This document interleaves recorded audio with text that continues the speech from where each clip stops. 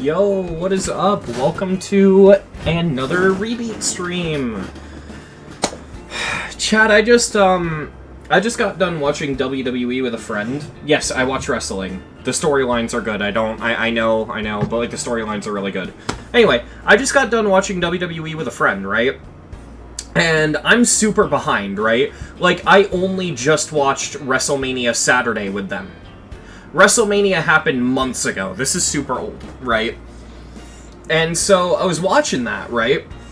And, see, WWE is weird, right? Because Raw is on Netflix. SmackDown is on Netflix, but only in Brazil. Well, not only in Brazil, but only in places that are not the US. If you're in the US, you can only catch SmackDown on, like, the USA Network streaming service or whatever the fuck. So they have to screen share SmackDown because they're from Brazil. And then the PLEs are on Peacock. Chat, Peacock is the worst fucking streaming service I've ever used. And I could go in so many different directions complaining about why. But get this. If you try to watch anything on Peacock on Linux, do you want to know what it does? Let me show you, chat, what it does. You're not gonna fucking believe this, okay? I'm just gonna pick a random show, I don't know, John Wick 2. Sure, we'll go with John Wick 2. Do you want to know what happens if you try to watch something on Peacock? You get this error. Hold on. You get this error. Peacock just doesn't fucking work on Linux. It just doesn't. So, I had to boot into Windows, chat. I had to fucking boot into Windows just to watch fucking wrestling. At least it was really entertaining to watch. I'll give it that. Yeah, so last stream I was playing Catharsis and it sucked. So then instead of that we beat, what the fuck was it? We beat, Retro Circles after beating fucking Five Nights Palapo. And I wanted to beat Experiment by Embed, but it wouldn't run. So this stream I'm doing something as a test, okay?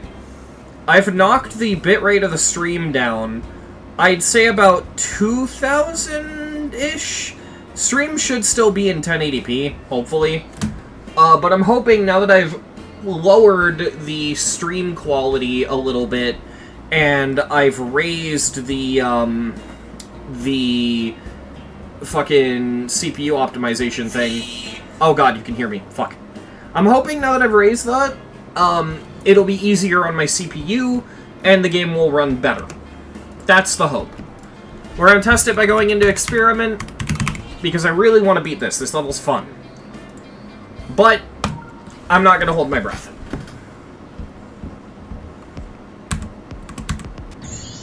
Nope, still running like garbage. Dude, I don't get it. Oh wait, LDM. Let's see. Did this help?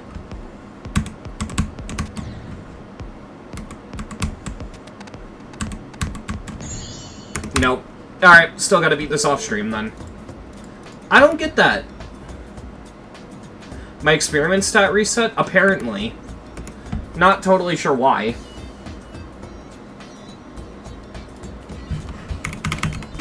Let me actually double check to make sure Retro Circle's saved. Okay, good. But yeah, I'll have to beat that off stream. Any level that's laggy like that, I'm going to immediately do off stream. So that's just like a rule I'm establishing at this point, because there's nothing I can really do about that. So, what else to do but spin the wheel?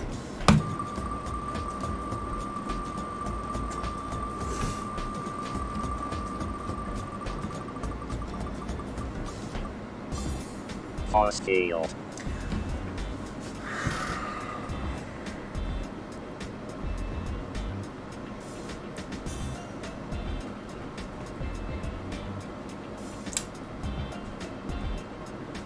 Ooh.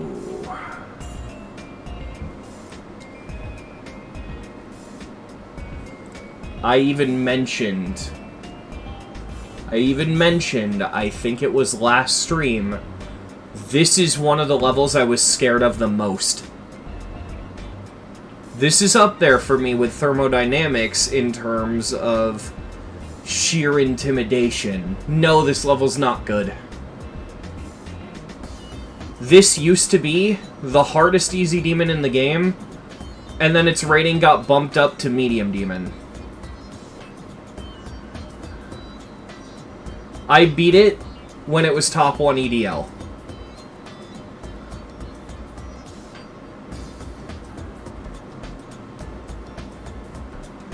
Huh. This is gonna be an interesting one, that's for sure.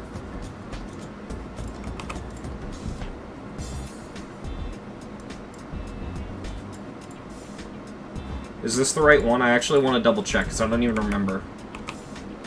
Yeah, it's the right one.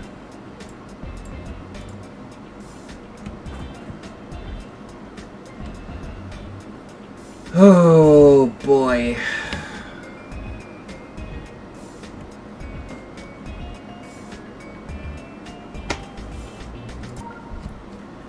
Alright.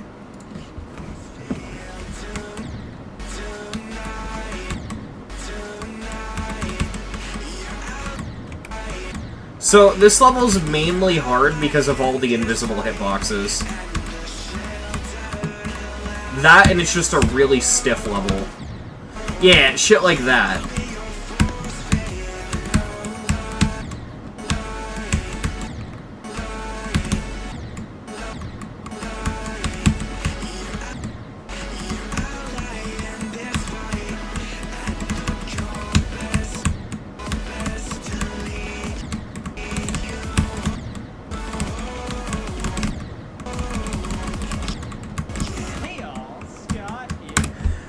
I forgot I did that! I have the funny! I made the funny nong, chat. I forgot I made the funny nong!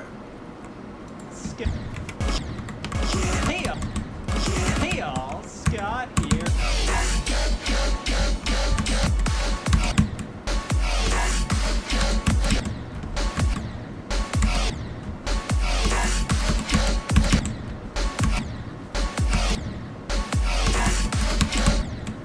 What the fuck does that trigger one do?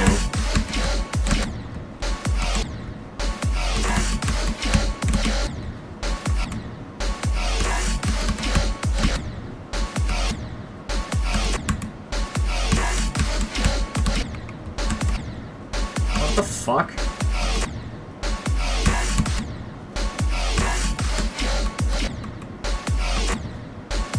I don't know if I'm going crazy, chat, but I don't remember this level playing like this. I remember it playing badly, but I don't remember it playing like this.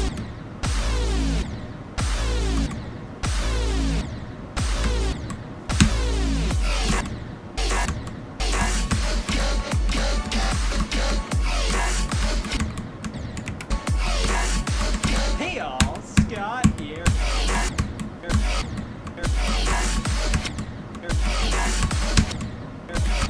No globed? Not for this level.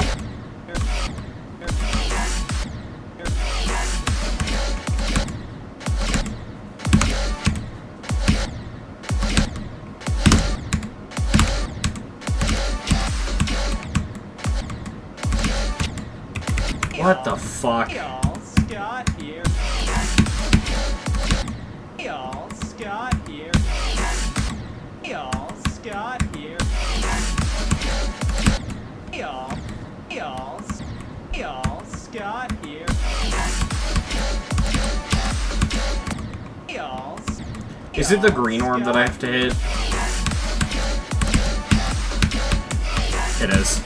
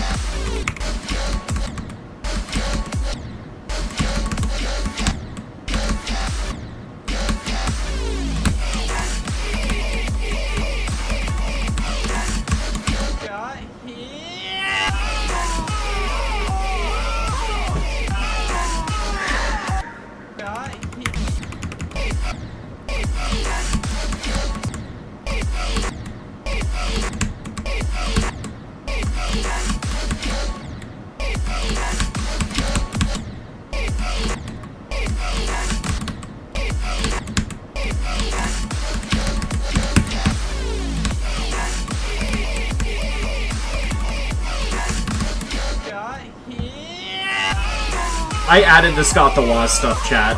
That's what I meant earlier when I said I made the funny nong.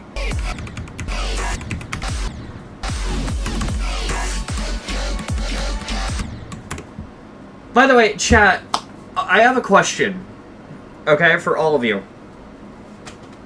Did any of you see my new community post about asking for decorators for a level? Because several hours after I posted it, the post had no likes, no comments, and nobody submitted the Google form. It's almost like the post just didn't get recommended to people. That's odd.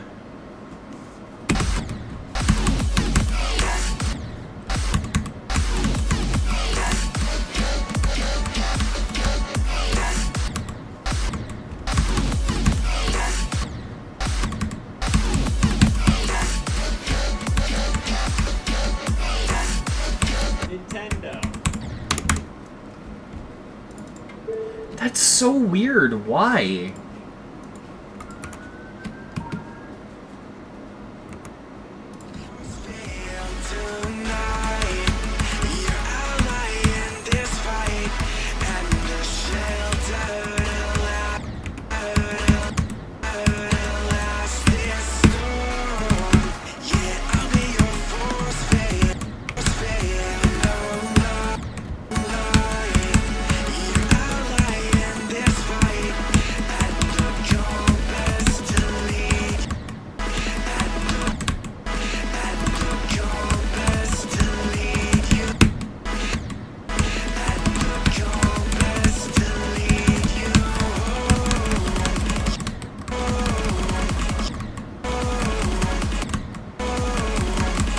Hey all, Scott here.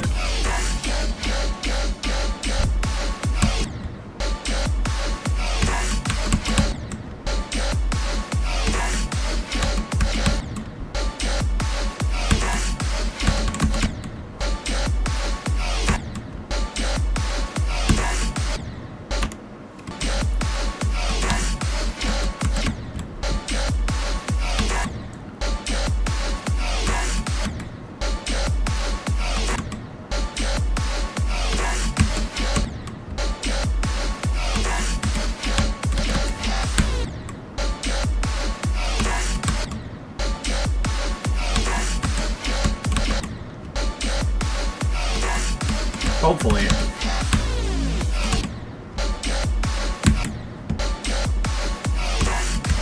I might actually just have to post it on Twitter as much as I really don't want to do that.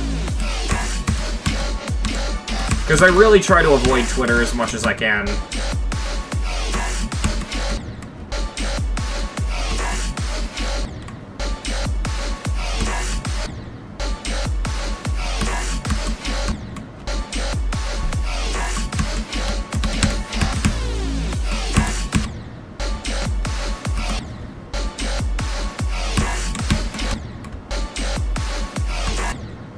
Kinda, yeah.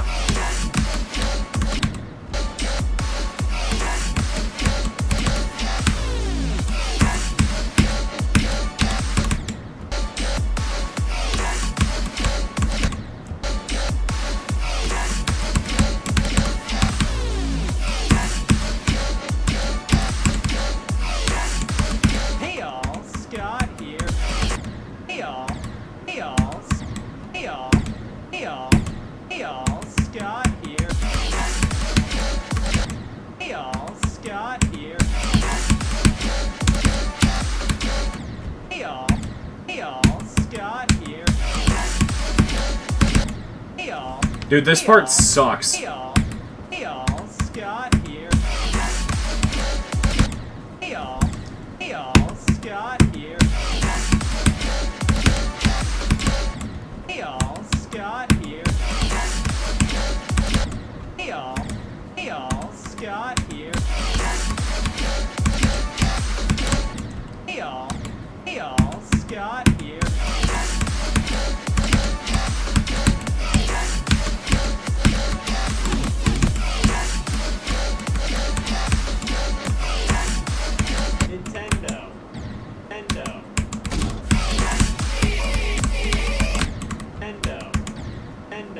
I think if I remember correctly, on my original completion, I just mashed through this part. Endo. Why was I reverse gravity there? Endo. Endo. Because it was top one on the EDL. Endo. Endo.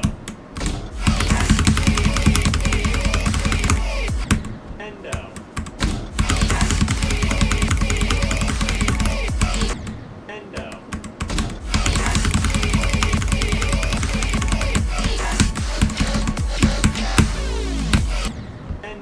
Oh my god, there's inverted slopes! Endo.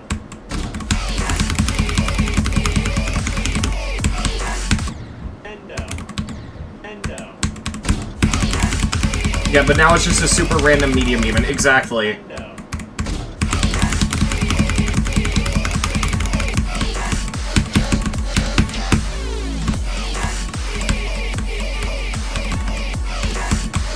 Got hit. Endo.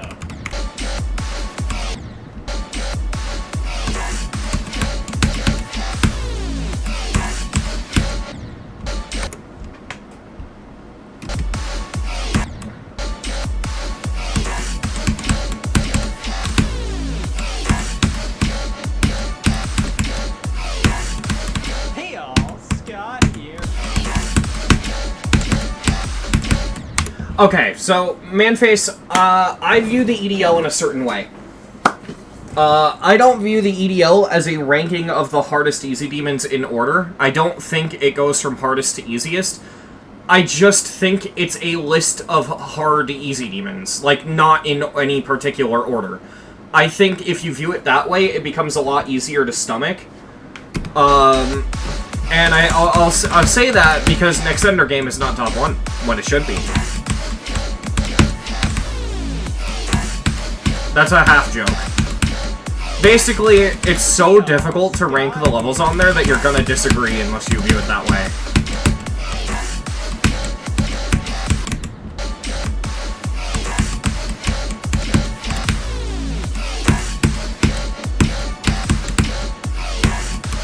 Hey all, Scott here.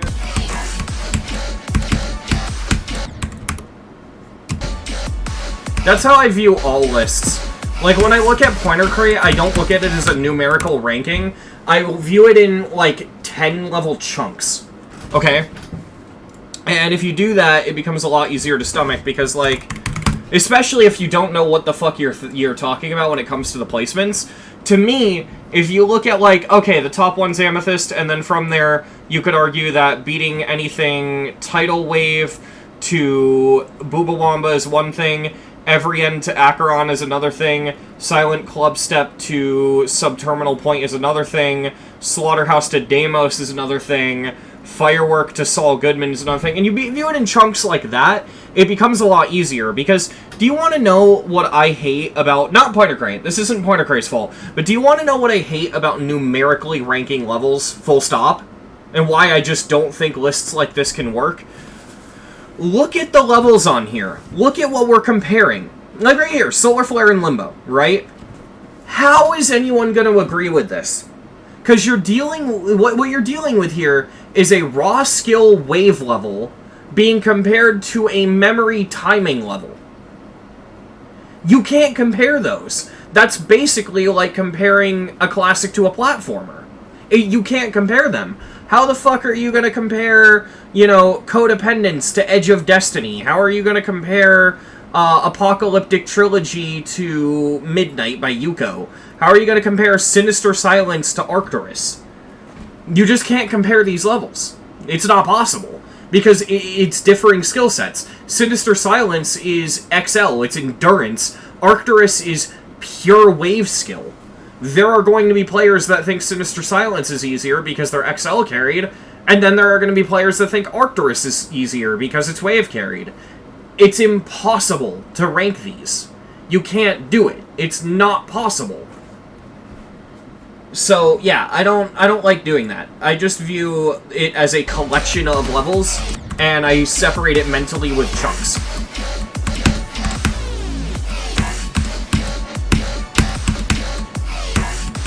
Hey all, Scott here. Because that's what happened with Super Probably level. You couldn't compare it to everyone on the list, so, or everyone. You couldn't compare it to anything on the list, so it just didn't place accurately, and it kept getting moved. When I see a level place on the list, and it's like high, I don't go, ooh, what number did it place? I go, ooh, did it place higher or lower than Slaughterhouse? Or did it place higher or lower than Limbo, right? Like, Boobawamba, if it moved up like 2 spots, wouldn't have meant anything to me. Boobawamba moving from like 23 to 2 meant something to me. If that makes any sort of sense, Chad.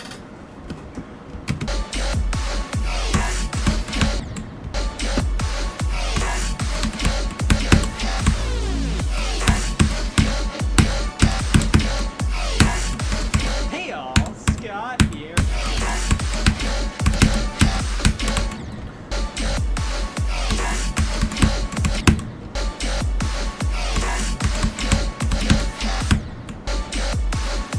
This song is awful. I added Scott the Woz to make it better. It only helped a little bit.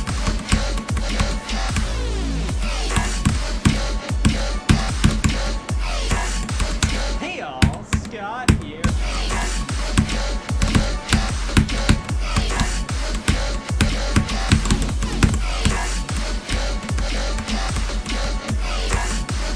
Nintendo. That straight fly is brutal.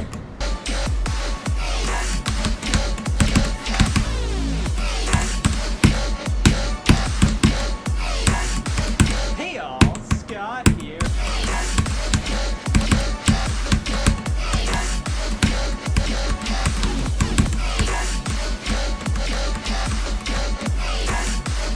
Nintendo.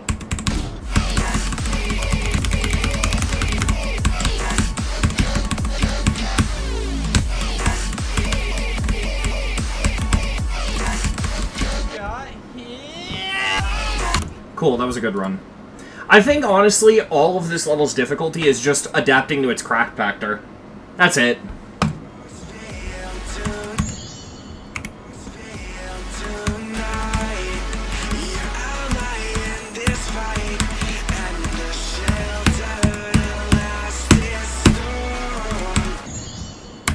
Like, this spike is so awful, dude. Did that need to be put there?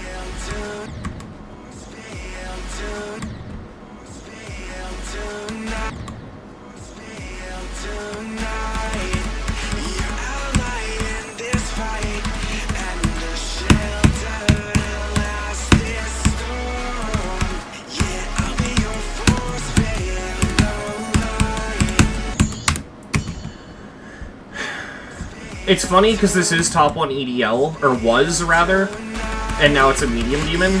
But with that being said, it still just feels like a buffed easy demon. That's what it feels like.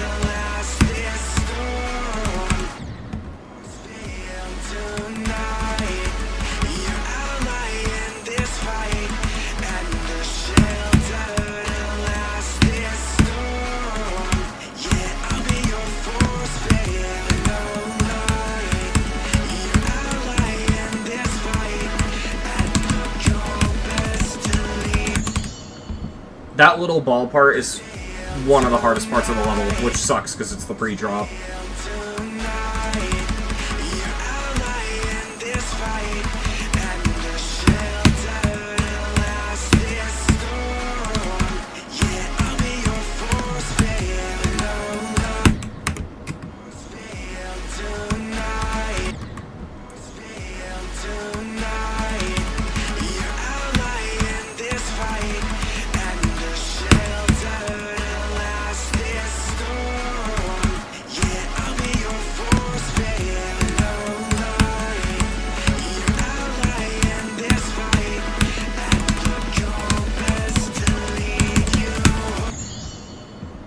I hate that jump because you can't buffer it.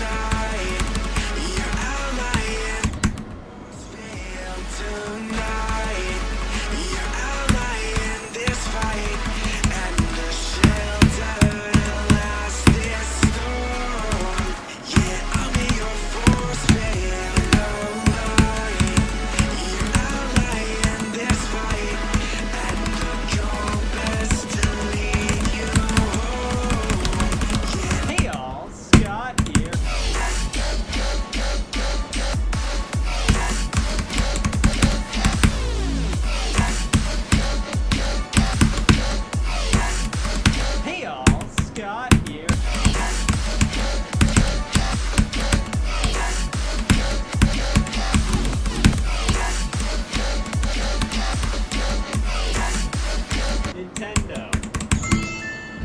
Wow, I mega connected my runs.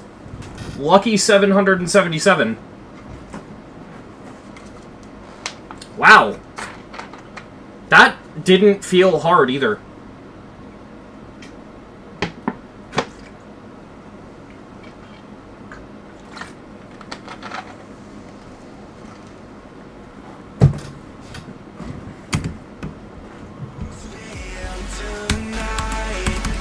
Yeah, this feels all pre-drop.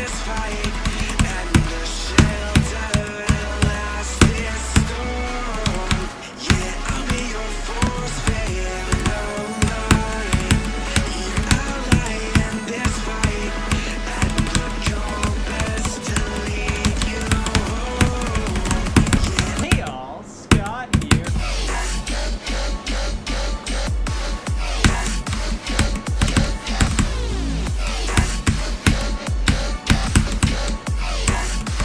Hey all, Scott here.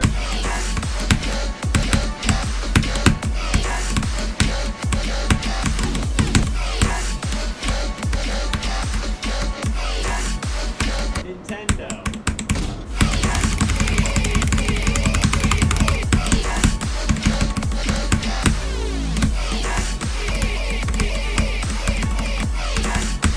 Scott. Wow! What?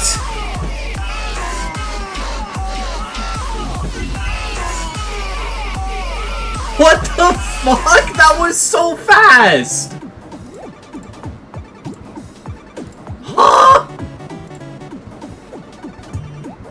18 attempts in normal, and most of them were fucking pre-drop deaths. What?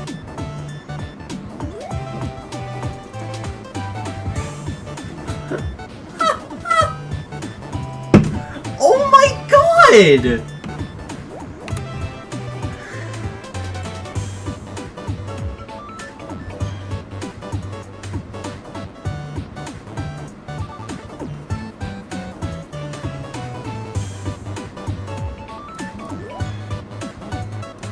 Dude!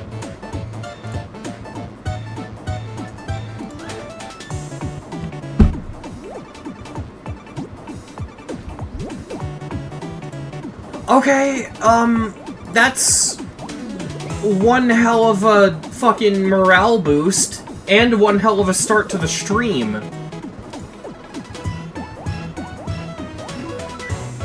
I just gotta soak in it.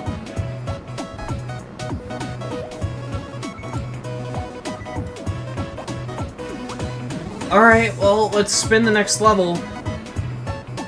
Holy shit.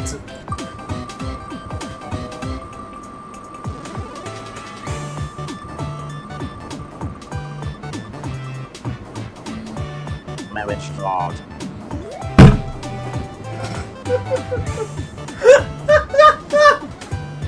It's peak!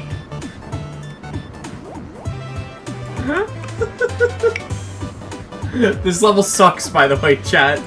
It's really funny, but it sucks.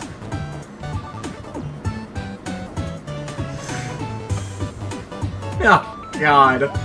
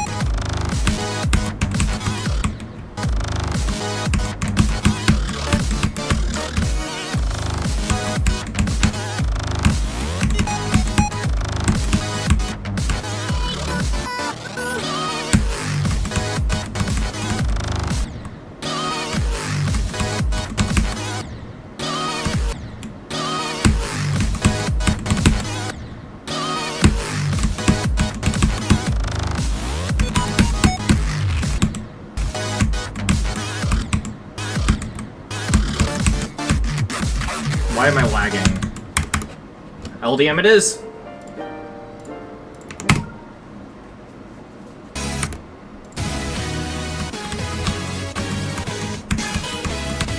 Yeah, I took the extremes off because I'm probably gonna just have to grind them right off the bat anyway. But also, even then, I'm waiting to play them until I get a new SEO device.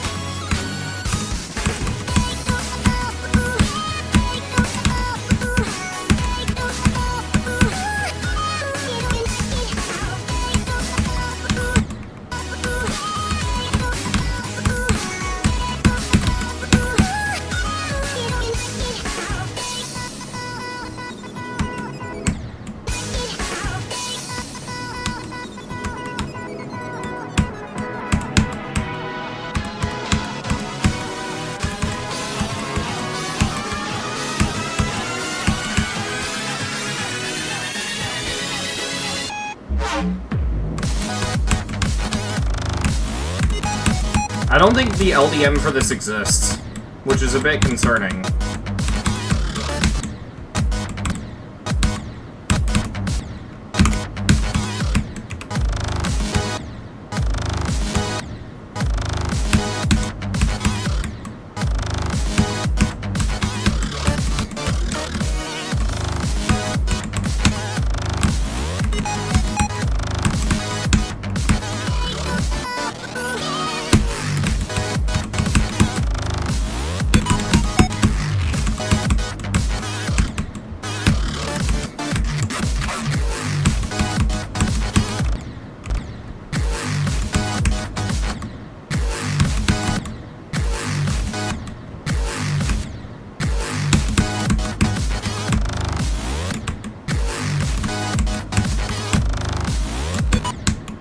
Okay, I gotta do this one off stream. I don't get why I've been having so many lag problems, chat. I'm hoping I can figure it out at some point, but now's not the time. Because I am live. Genuinely, though, I don't know why. At all. I'll shelve this one for later. Let's spin another level. I hate how many levels I'm having to do that with, but, like, yeah.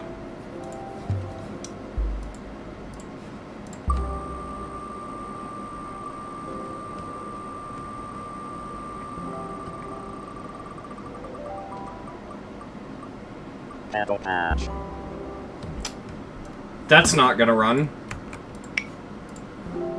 I mean, hey, if the wheel just wants to give me all the laggy shit right off the bat, then that's fine.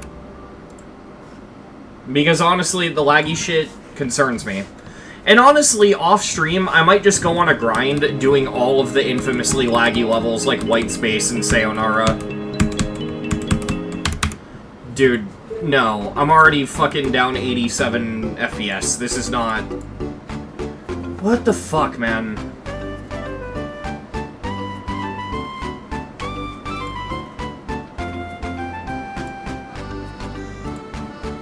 There's gotta be something wrong.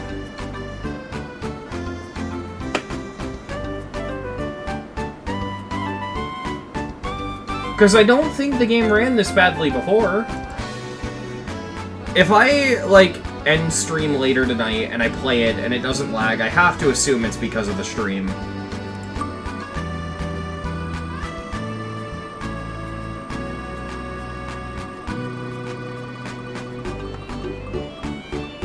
Catch a fly.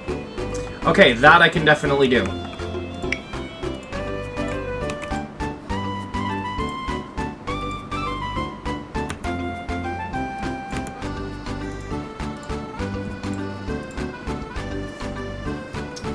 No!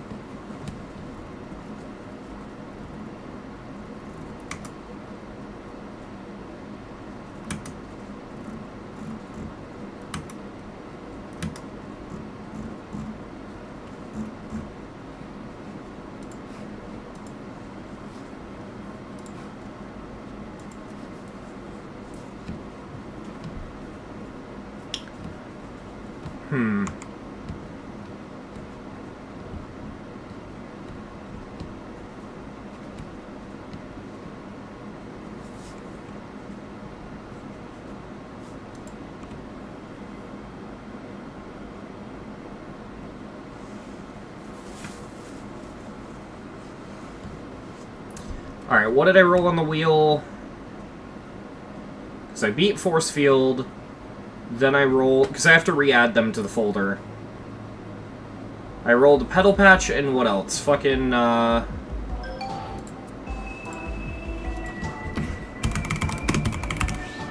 Marriage Fraud, yes, thank you.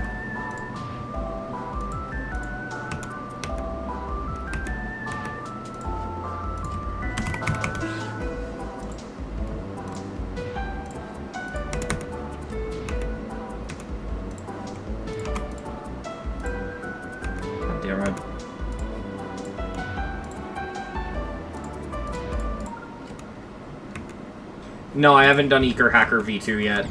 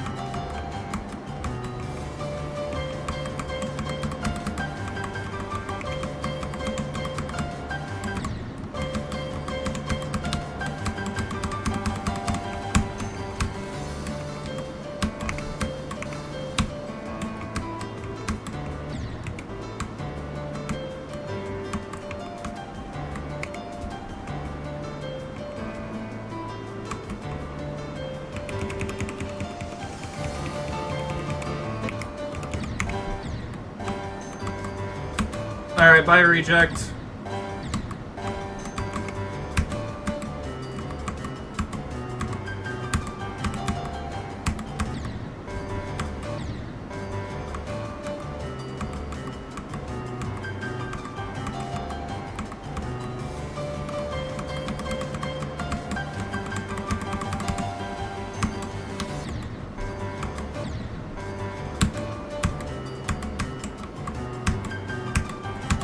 It got fixed. What? If you hit the middle one, the top one suddenly doesn't work? Alright, well, noted, I guess.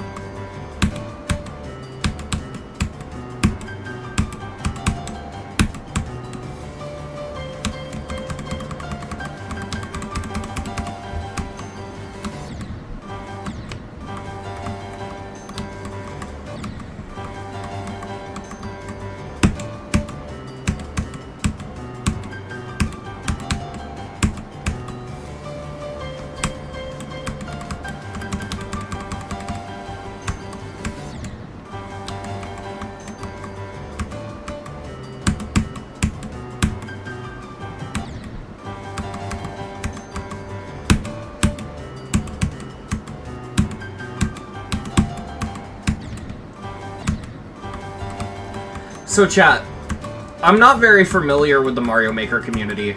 I own Mario Maker 2 on Switch, but I don't really watch a lot of videos. I've seen a little bit, but, you know, not the most familiar. I'm an outsider. But, I don't know where or how, but I heard a term that's basically the Mario Maker equivalent of a secret way, and they call it a dev exit. And can we just appreciate how much better of a term dev exit is than fucking secret way?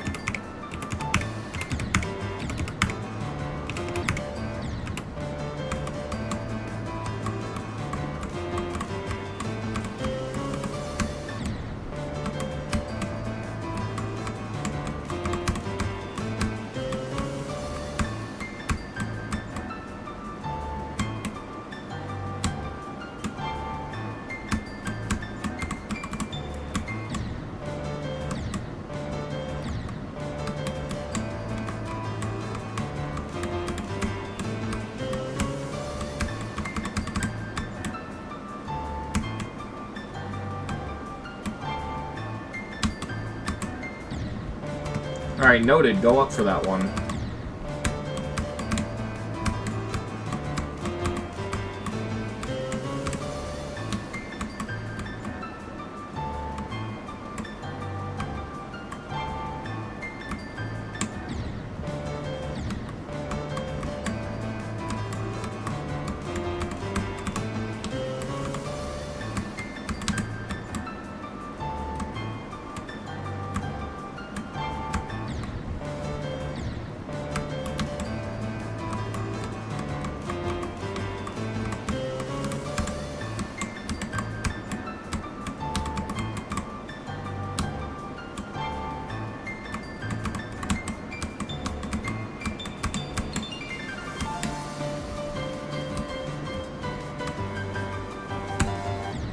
Oh, it ate my input.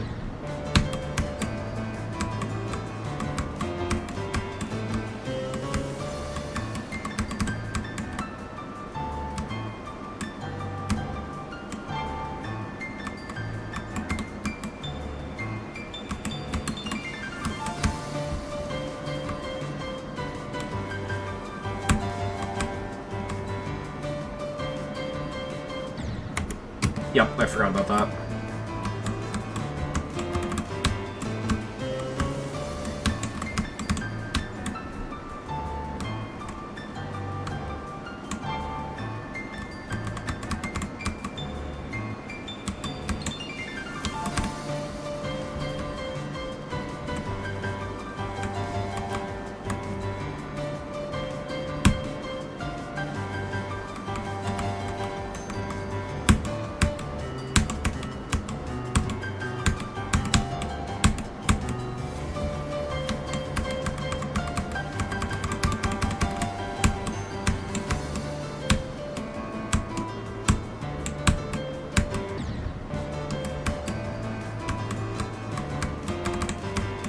I'm going for 35 to 100 because all of this level's difficulty is the first ship. So I need to make sure I'm consistent at the rest of this before I get to the first, or the runs from 0.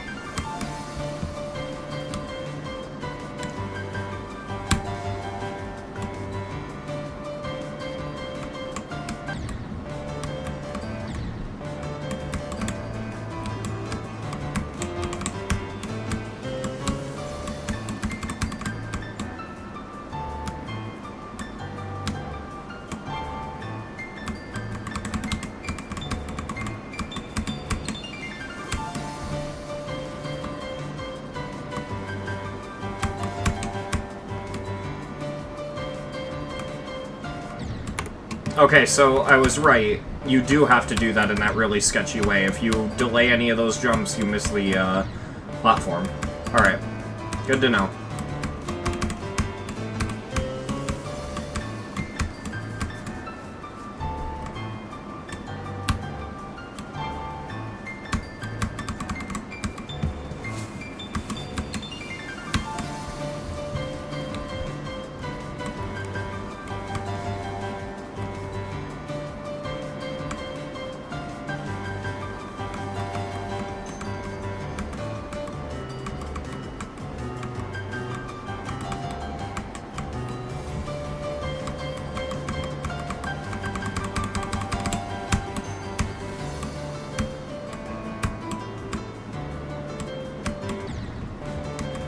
Okay, so I think after that point, I have to just keep jumping across.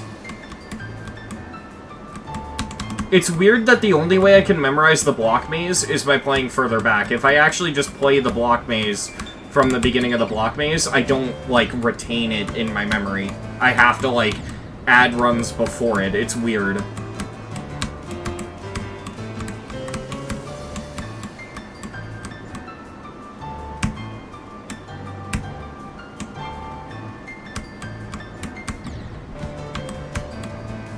At least I'm starting to get this part down.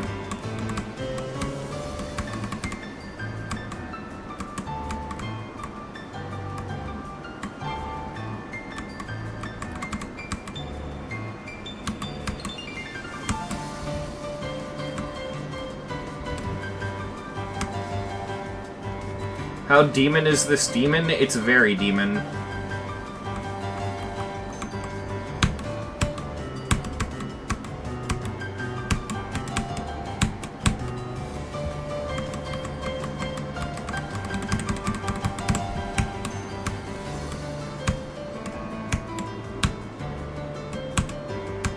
Yeah, there we go. Okay, so I just keep jumping over them from that point.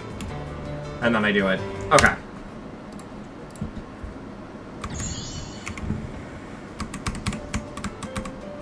Bro, the R key is gonna go so hard with this level.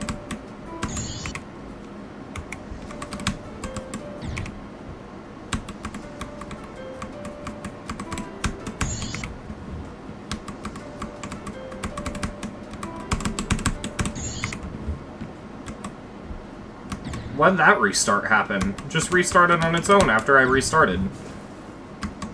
That was weird.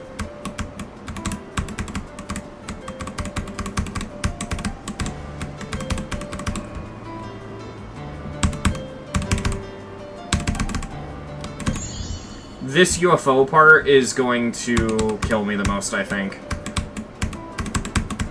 Because I really don't know how to even approach learning it, so I'm just kind of winging it.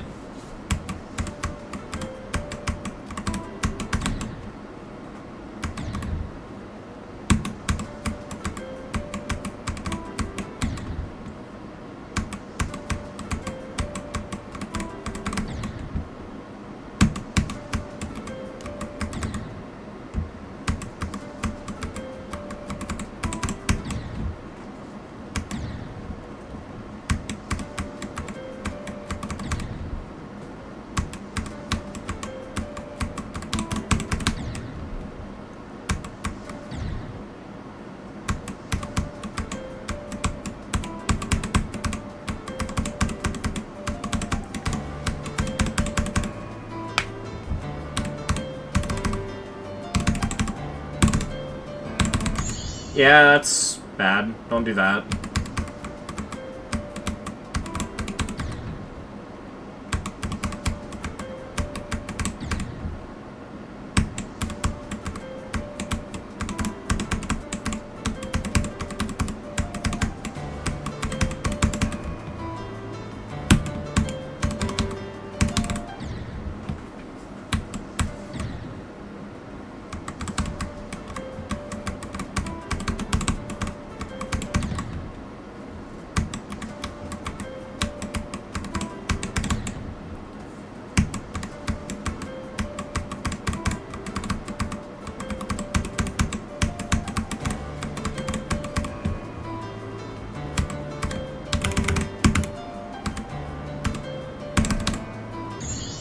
I thought I was gonna land. No.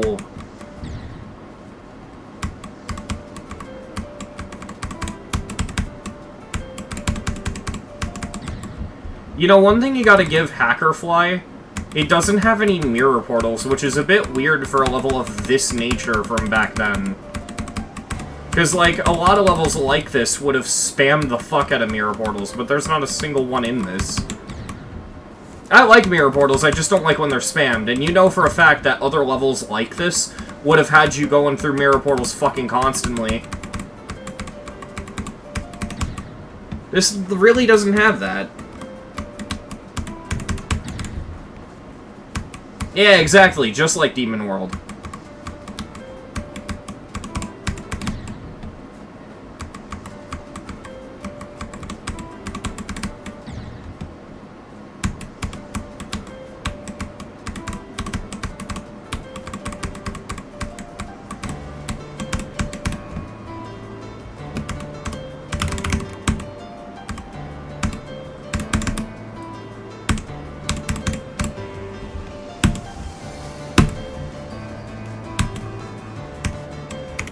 Why the fuck did I jump there?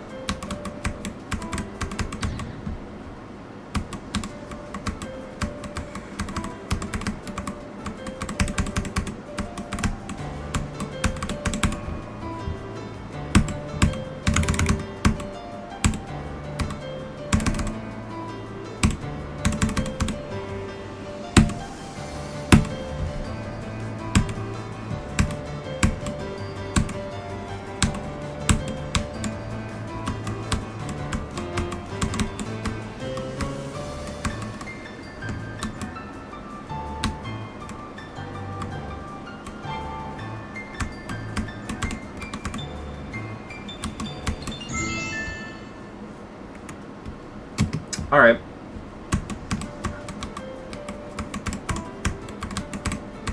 We'll say go is at 55, chat.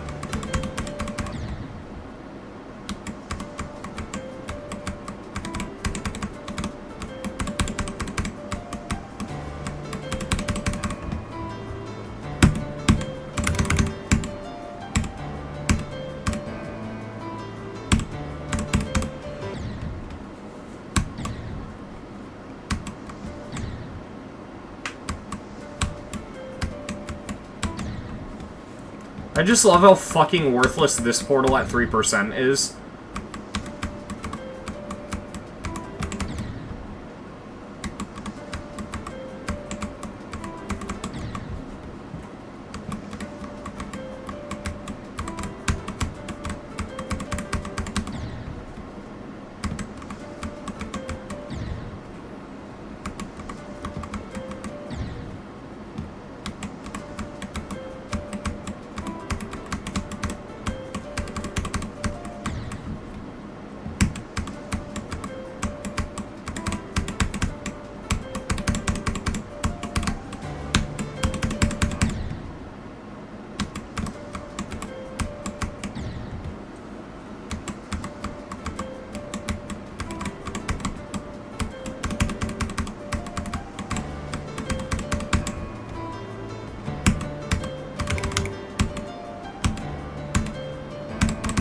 Oh my god.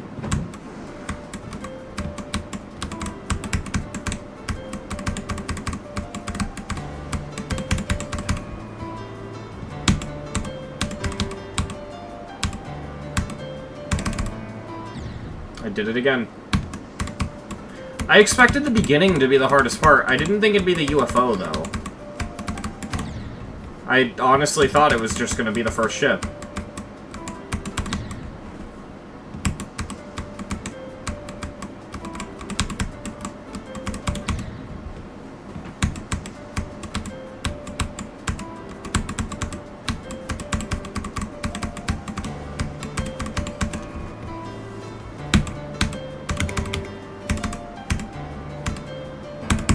Why do I keep fucking doing that? No!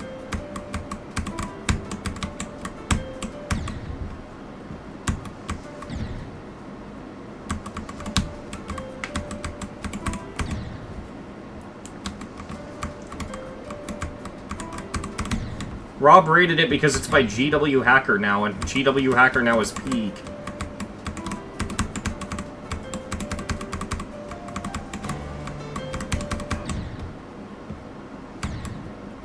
GG, Penguin.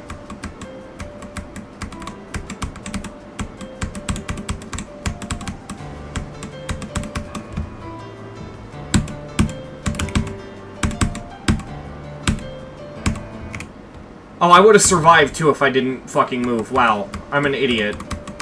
I didn't even know you could make gaps like that with the UFO. Wow. Okay.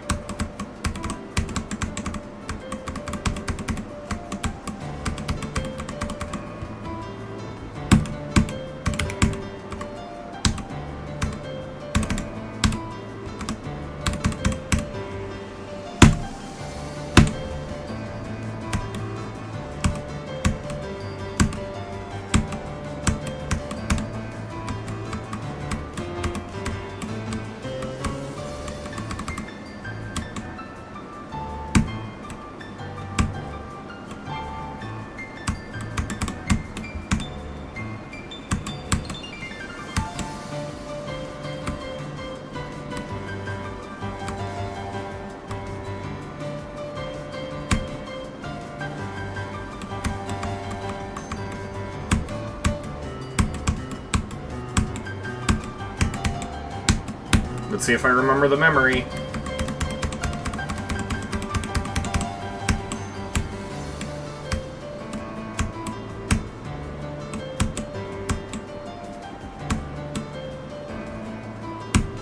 Yep, we beat it. Let's go! I beat the world's most first half heavy level.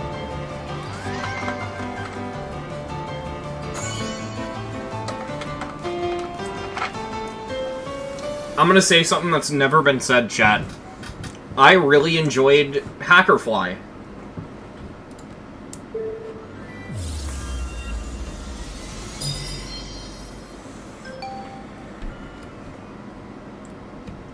You know, I don't think this is harder than Force Field. Just saying.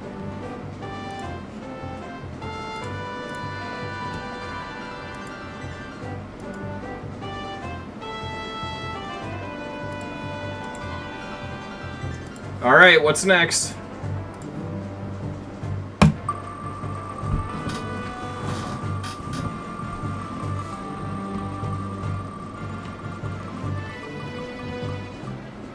Triple flask. That's interesting. I don't remember what this is, though. Is this 1.9? I think it might be.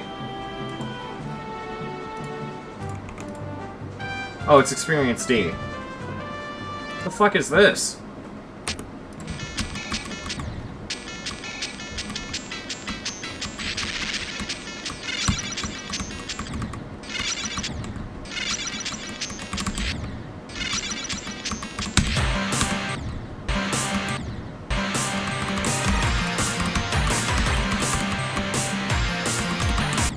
Oh, that's the easiest coin in the world.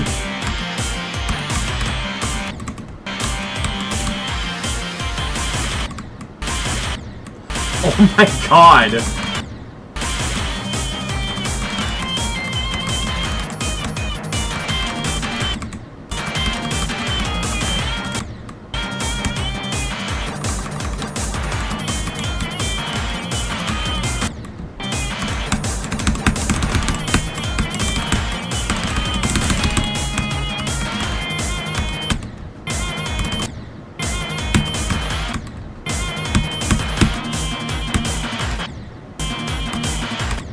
What the fuck is this fucking Duelo Maestro shit?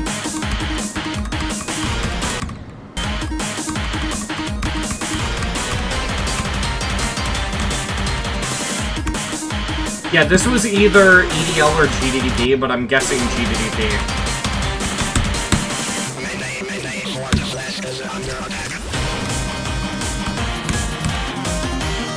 Is that just fucking auto?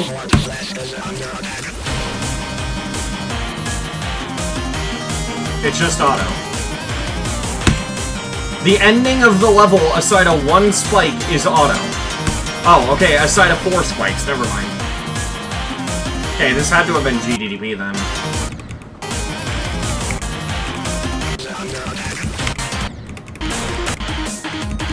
Yeah, this is pretty free.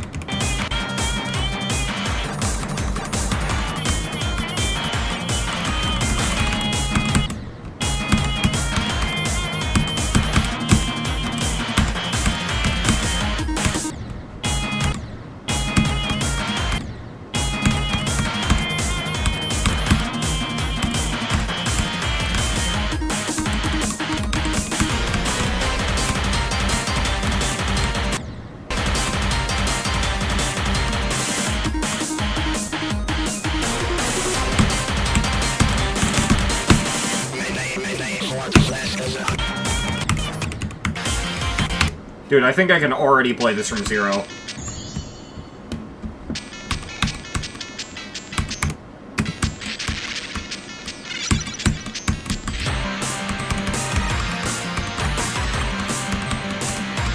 I kind of want to figure out where the third coin is, though. Because I've hit 2 coins. Where's the third?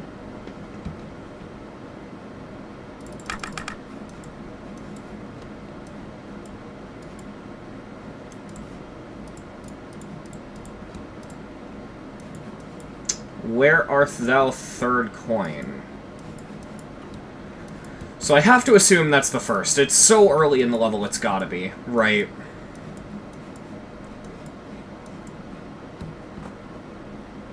Skip the last blue orb.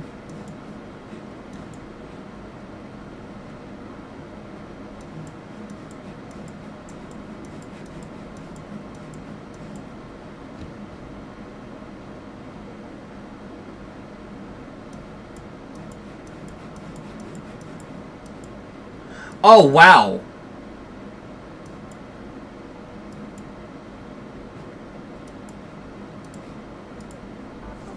That's a dumb coin. I don't even need to practice it, though. I know exactly how that works.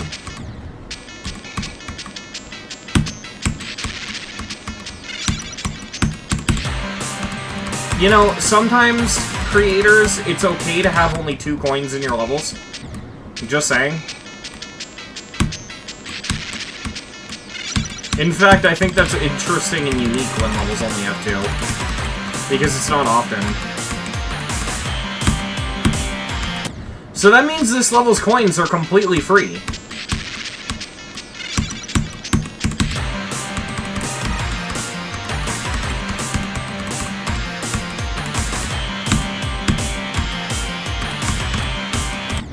That ship is straight up the hardest part. That's so funny. This level's so easy, what the hell?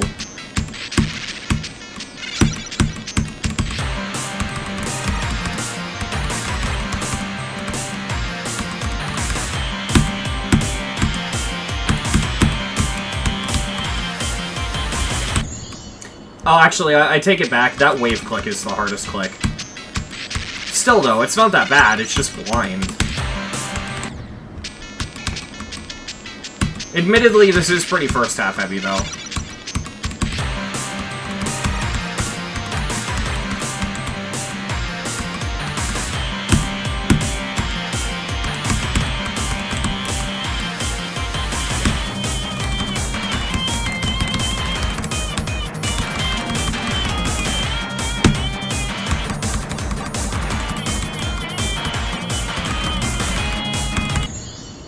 Okay.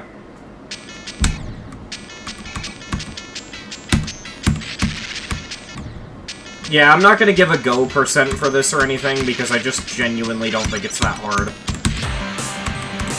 Like, the moment I pass the fucking wave, it's already... Or honestly, the moment I pass the first click of the wave, it's already, like, an attempt where I could easily beat it.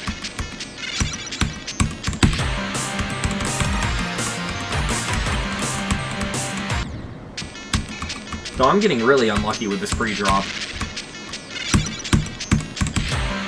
I say pre-drop, but the song never really feels like it drops.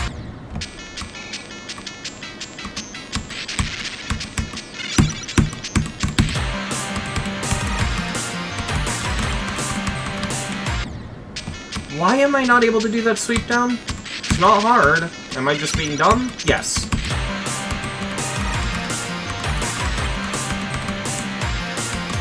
There we go. Oh my god.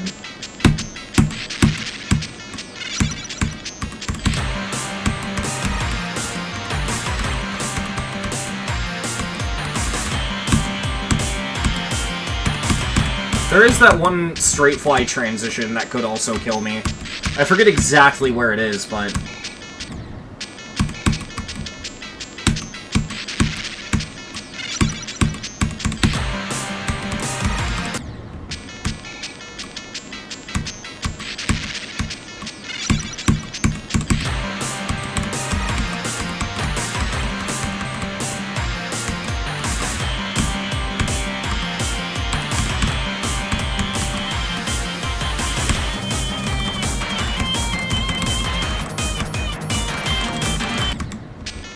Wow, that is dumb.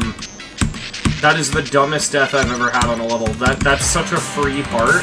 It's like I just went right into the saw.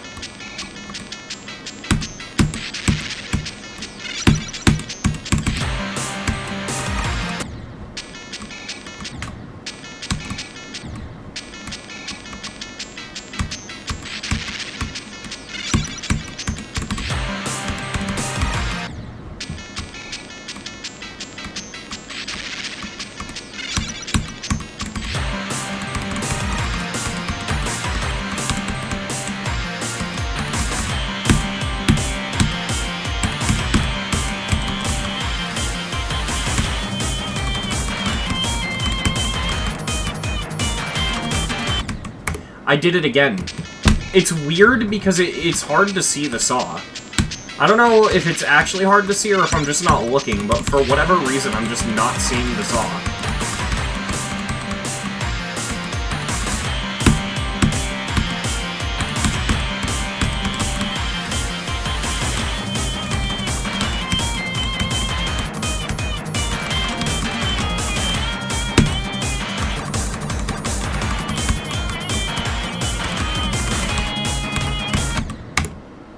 I died to the same fucking UFO. Why am I dying there? Although, at least the first click of the wave is getting consistent. Because what I'm doing is I'm clicking when I'm lined up to the bottom of the wave portal. And there's such a large margin of error, it's honestly fine.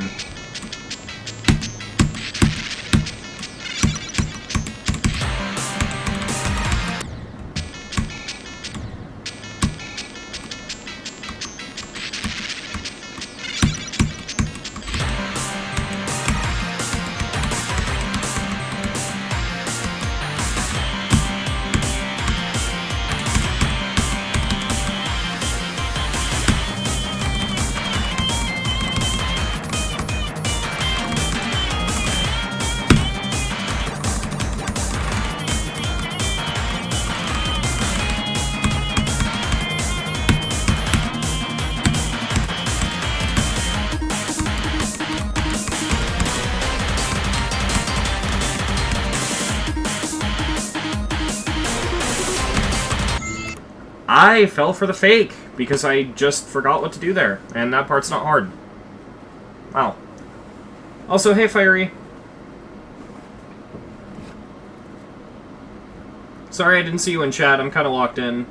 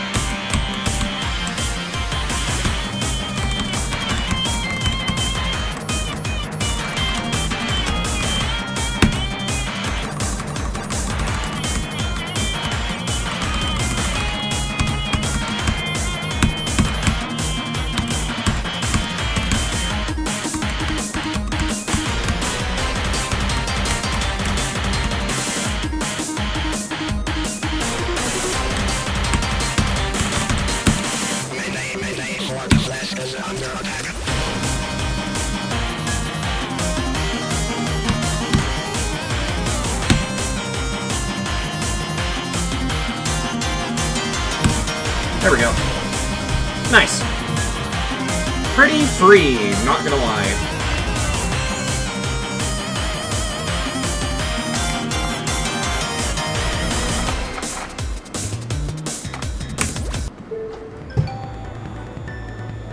Experience D, you have made the most okay level I've ever played. Congratulations. This is like the most 7 out of 10 thing I've ever played. My completion spawn chat? Yes, it did. I don't get how this is a tier 3, honestly.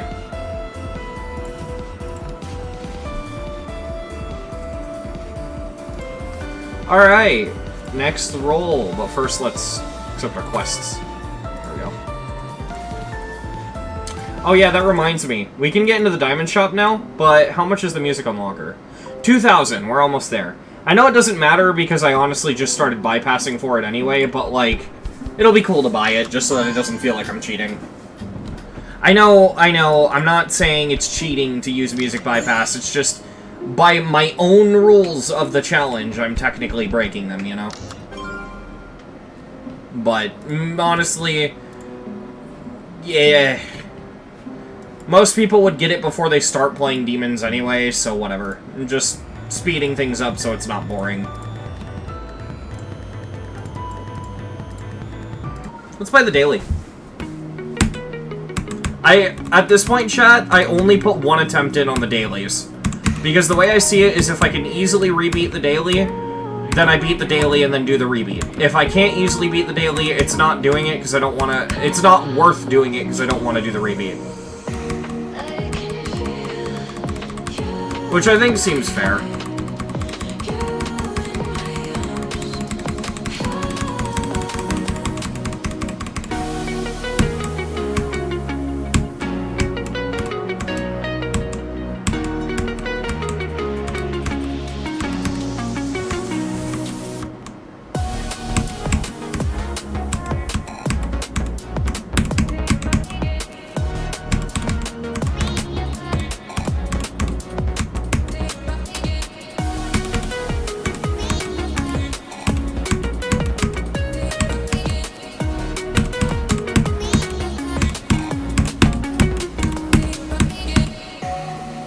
There we go. Cool.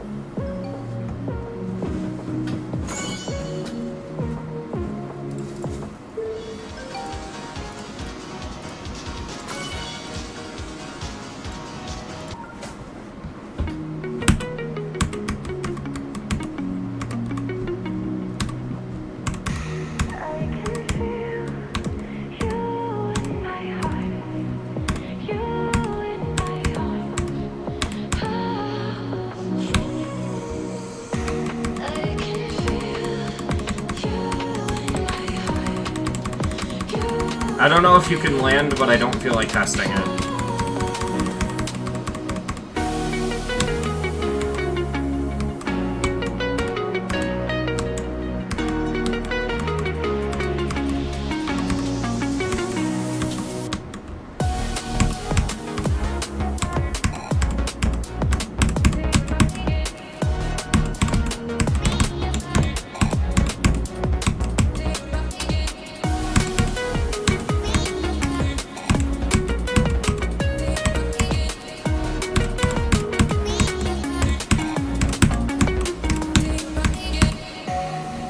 Cool.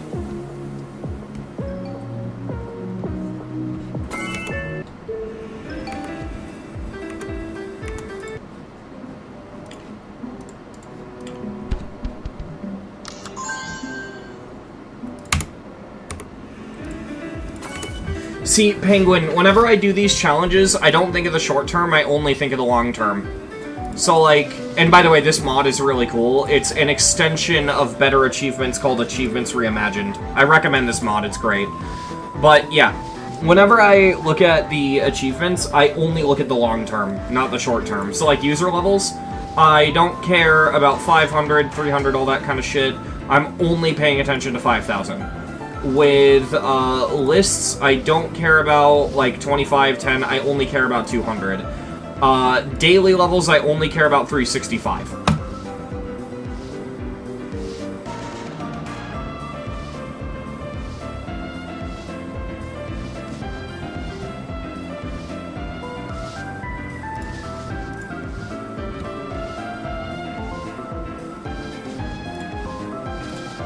Do I have enough to buy the next path?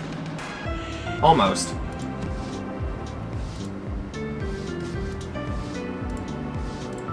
Fuck it, we'll do another Gauntlet, chat.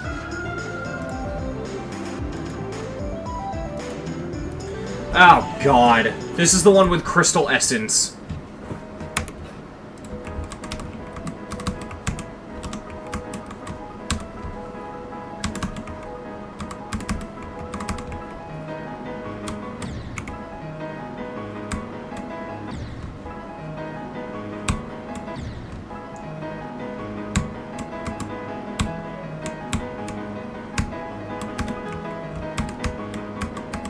That coin is not worth it.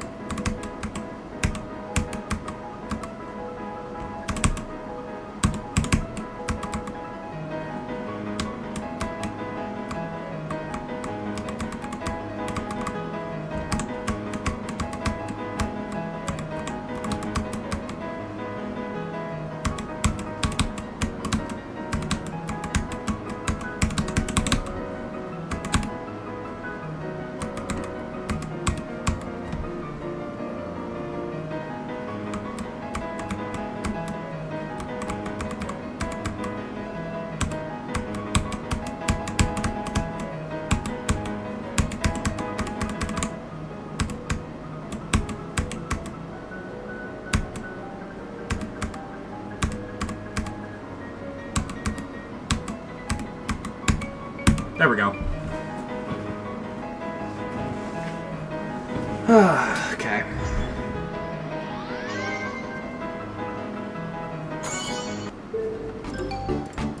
That level's very fucking mid.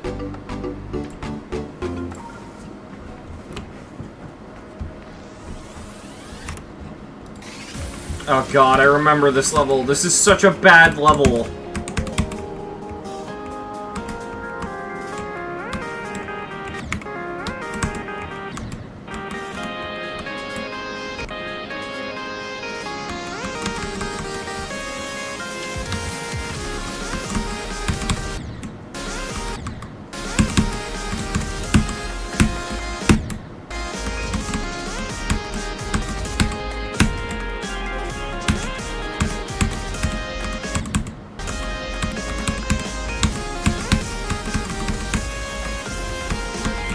Alright, I'm practicing that ball again, because that was a really scuffed attempt at it. Alright.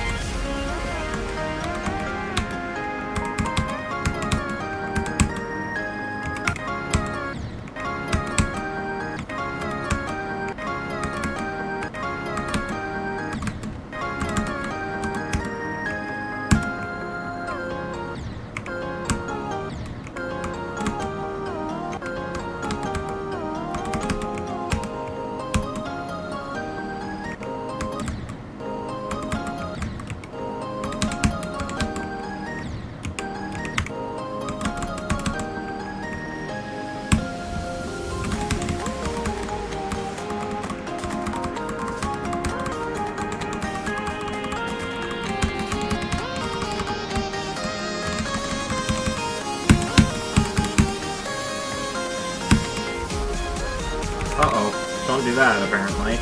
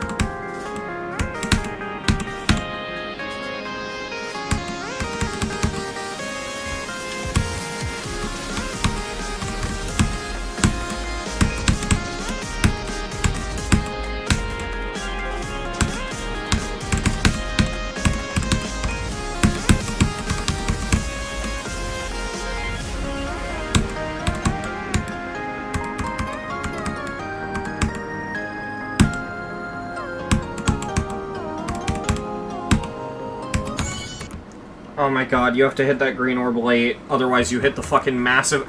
Why is this a saw? Why is it so large? What the fuck?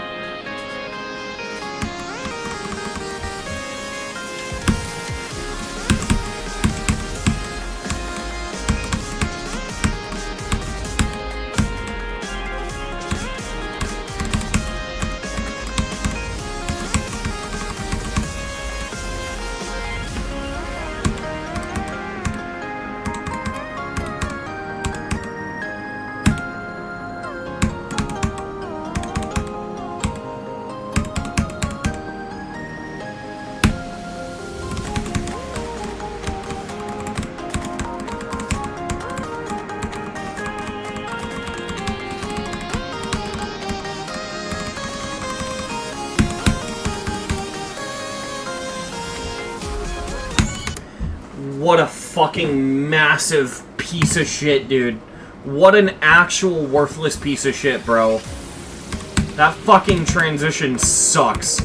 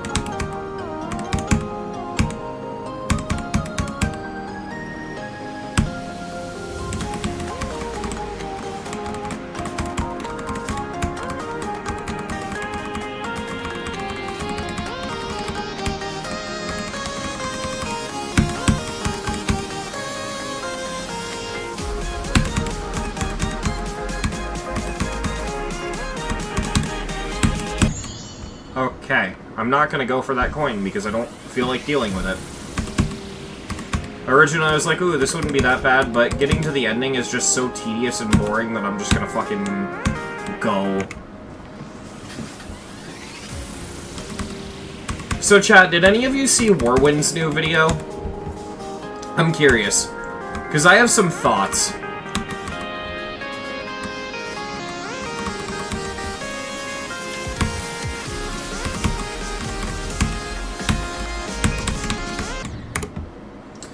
It's about the concept of accessibility in GD.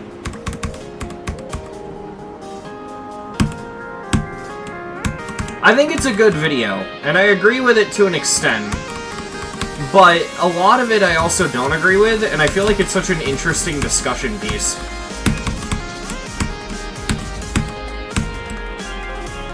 I'm honestly debating if there's enough there for me to make, like, a video about the concept myself, giving my own thoughts. Like, obviously giving him a shout-out and stuff. What do I mean by interesting? Like, it's a really fun video to talk about.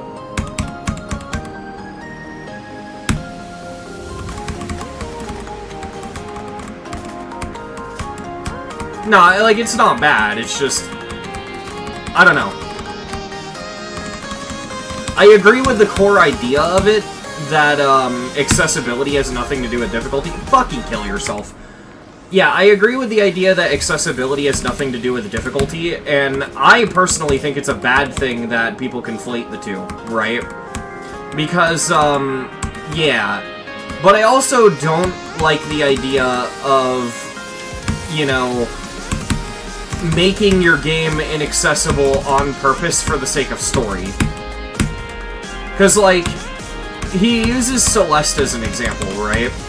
And his whole thing with Celeste is you have to struggle because the main character struggles, and, you know, it feels almost wrong to, you know, not struggle through the game when the main character is.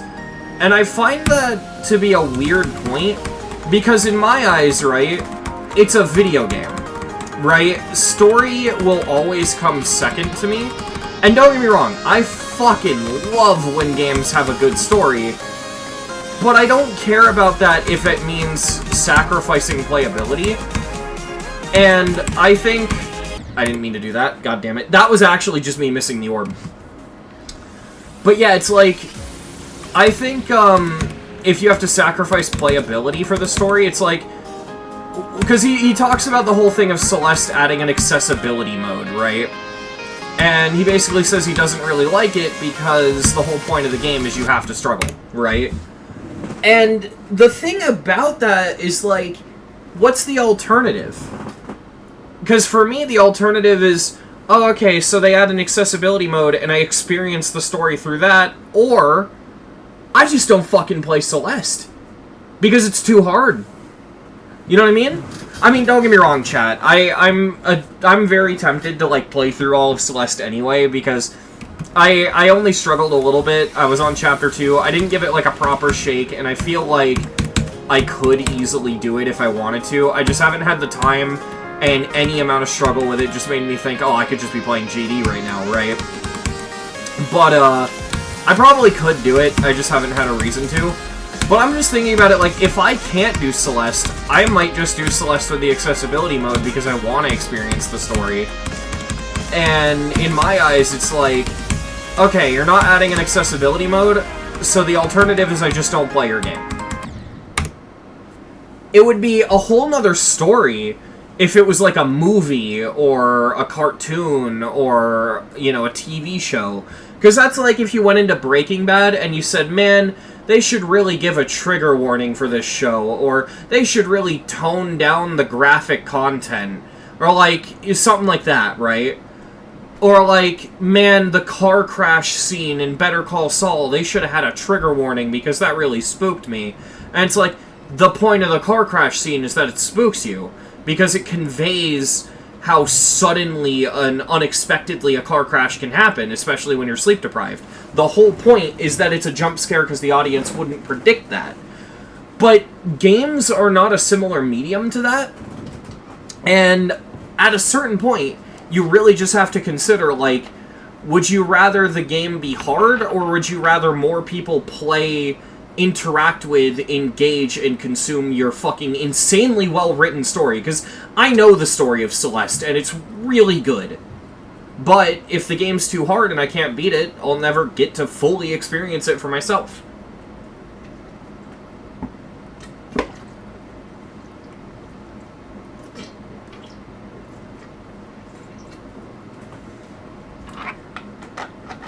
I don't know. It's just something I've been thinking about. At the same time, there are some games where, in my opinion, the difficulty is actually genuinely the point. And this is a different conversation than, like, games where, oh man, they're difficult, but they have a good story. There are some games I'm aware of where you do not go into them for the story. You literally go into them because you want to play a hard game. That's it, right?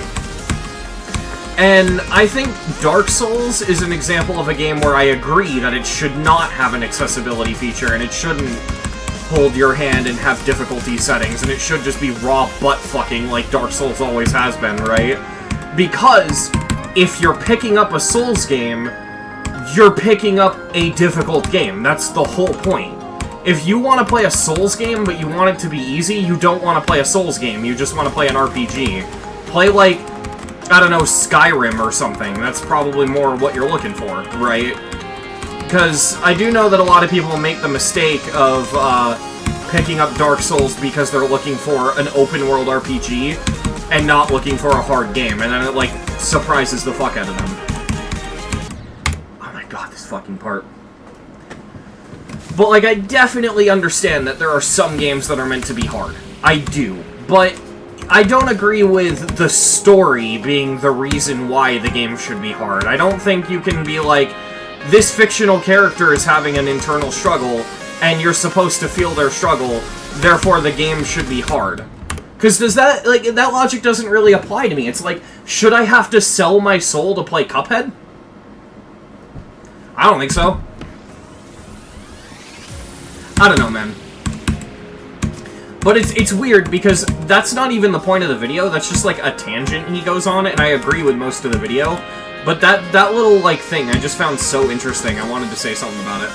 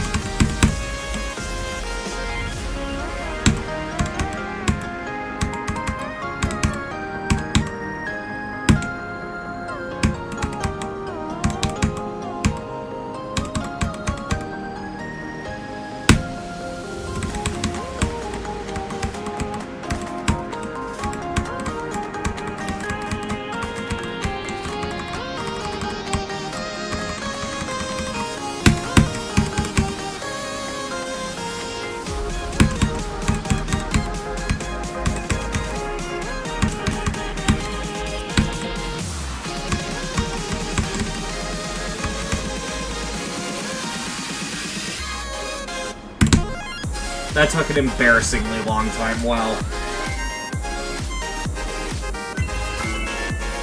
Wait, you don't have to sell your soul to the devil to play Cuphead? I mean, you can. I imagine it can be fun, but yeah, you don't have to.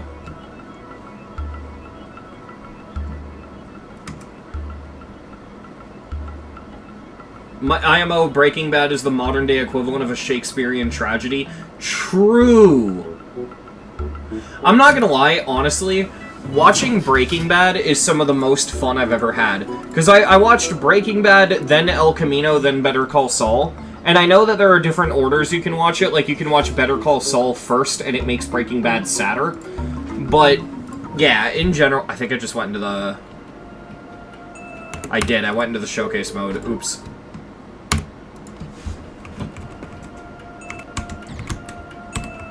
But yeah, I've heard that watching Better Call Saul before Breaking Bad makes Breaking Bad a sadder show because it's a prequel, so it gives you more context to things.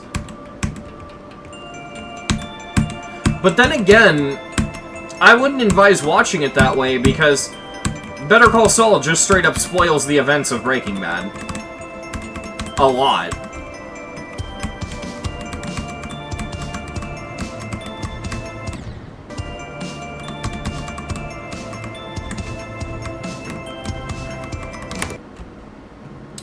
It's a good example. Pressure, one of my favorite games of all time, is a good example of a game that balances difficulty, story, and accessibility, in my opinion, but that just may be my bias. I mean, fair enough. I don't know that game, so...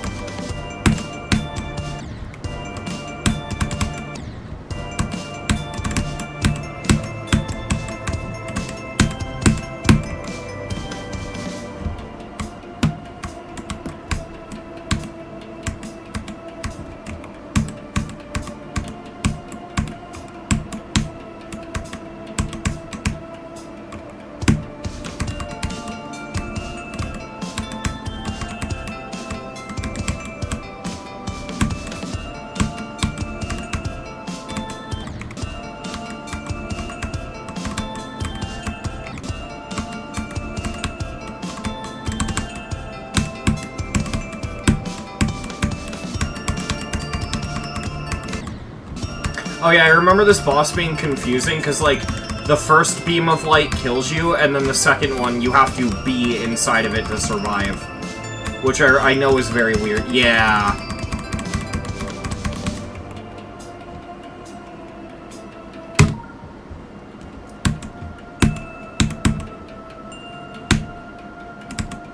So chat, this level was made by the same guy who made Darkness Keeper. I used to glaze this guy's levels a lot. I really like them, and I still do like them, but I don't think they're anywhere near as good as I used to think. I think they're okay.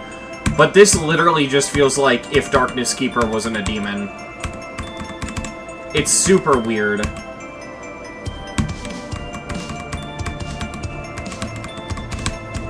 What the fuck?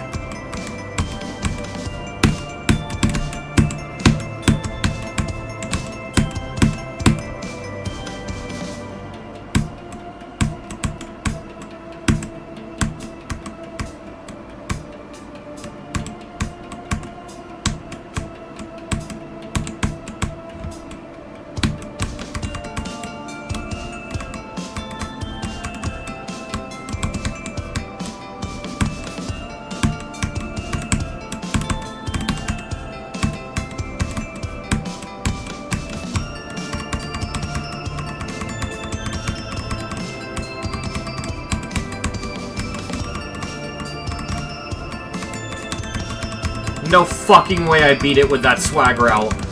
What the fuck?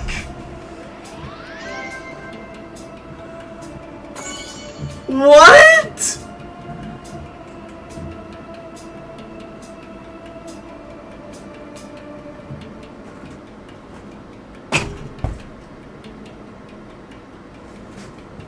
What the fuck? Oh my god, yeah, and it's a fluke from Zero. What?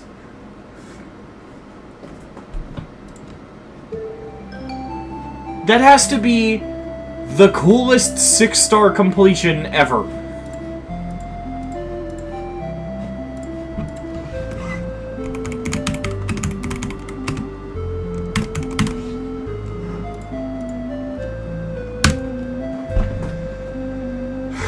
Alright.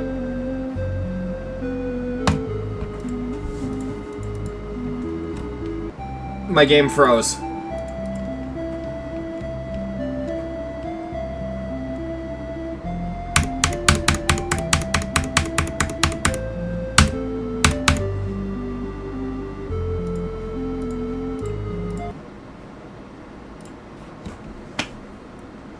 The game couldn't handle the swag. Damn.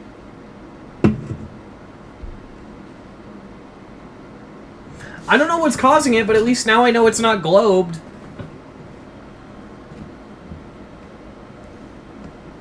I'm stuck in FNAF World Music Purgatory. It's funny, it does sound like a song from FNAF World, but no, it's FNAF 6. It's Pizzeria Sim. It's the song that plays when you're hunting for rubber duckies in the pool.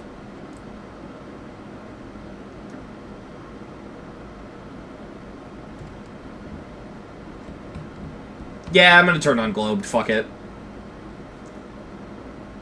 Yeah, Fruit Punch Clown! There you go. Fruit Punch for everyone. That guy.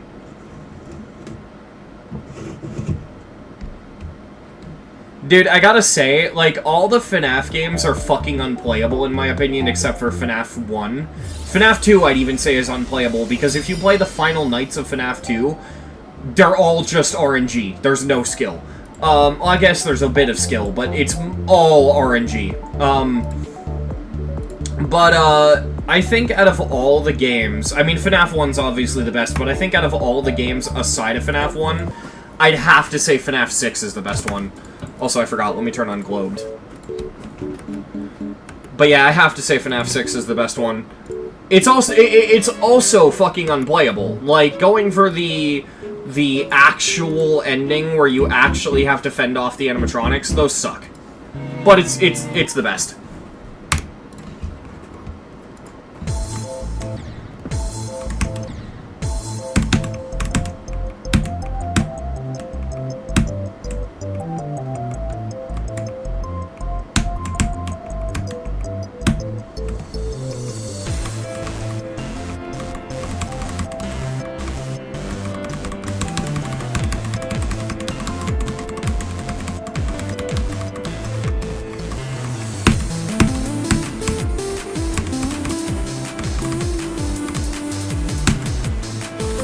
Oh yeah, if I remember correctly, this has a really stupid coin, because, like, you have to go down here and grab all, this. I'm not doing this from zero, by the way, but you have to go down here, grab this, grab that one, and then that opens this up, and you have to do that. I don't know how I did that first try, but that's fucking nuts.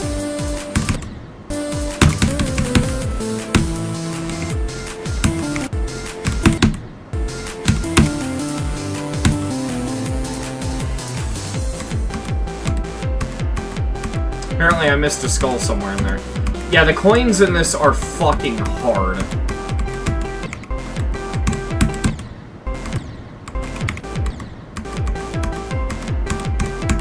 Why am I mini here? I thought you were supposed to be able to go up there. Or do you... What? Alright, whatever. What was that ending? Did I, like, accidentally enable a coin route that I don't know about? What'd I do?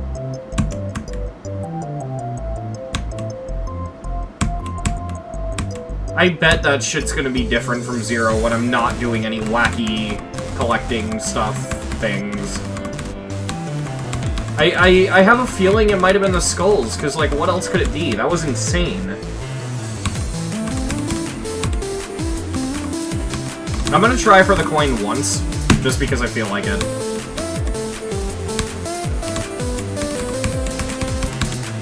Okay.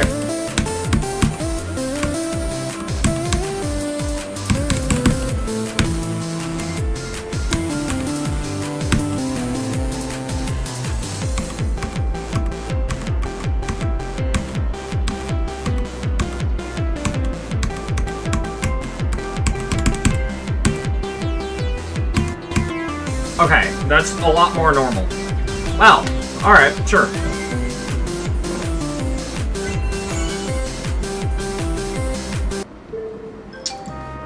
And now on to one of the really bad Gauntlet levels. Chat, rule of thumb, it's a chase level and it's not called sidestep. That means it's gonna be bad. So the thing about Chase's levels that annoys the shit out of me is that they start off really fucking hard, and then they become easy. But more importantly, Chase's levels, you have to buffer fucking everything!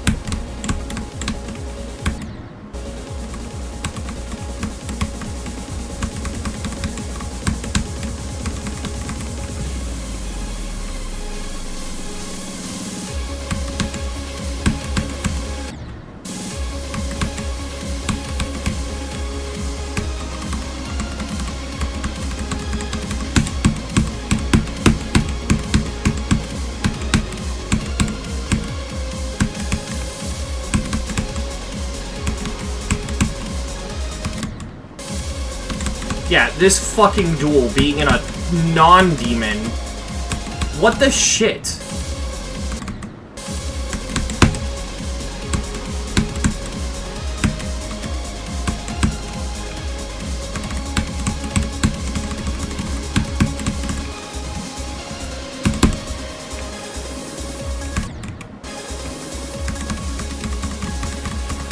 And that toggle orb opens up a coin route that we're not taking.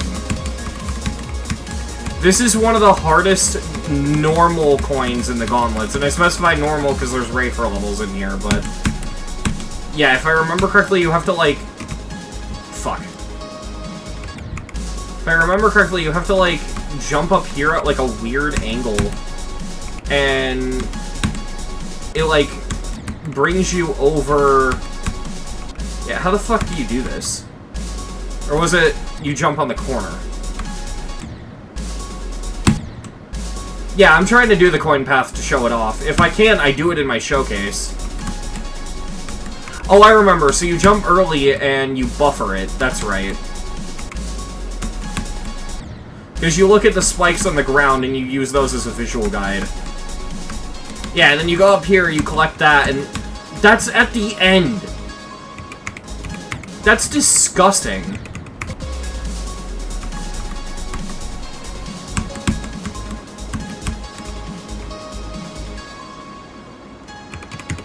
Chad, I'm gonna go for runs on the fucking non-demon.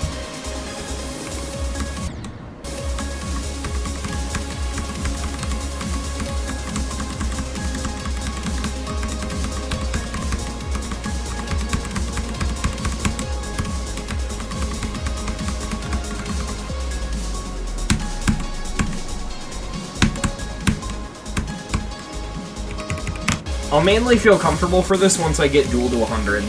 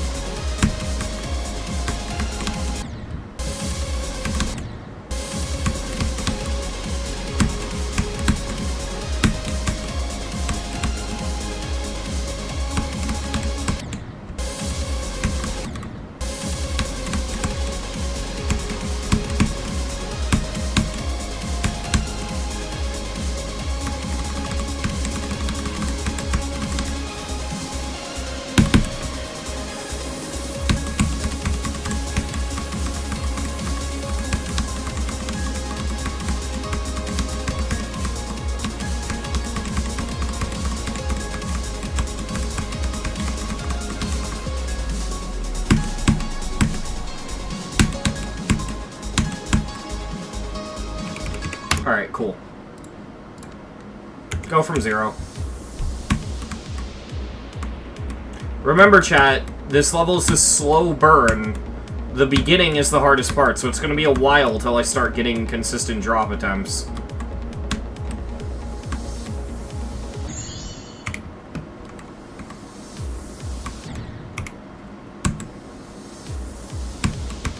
Actually, chat, we gotta recreate the old Nothing is Scary experience. That's what we gotta do. What's a 14:9 aspect ratio? 1280 by 720? No. There we go. Okay.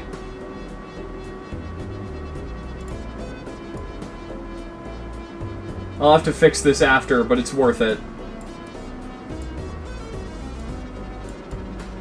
We gotta do an authentic, old Nothing is Scary completion.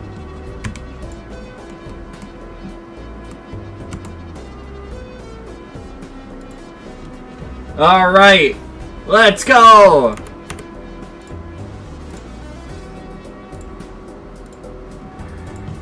So the reason I've done this, chat, is because when I beat it like this, and you can see above the deco. This is how I originally beat this level.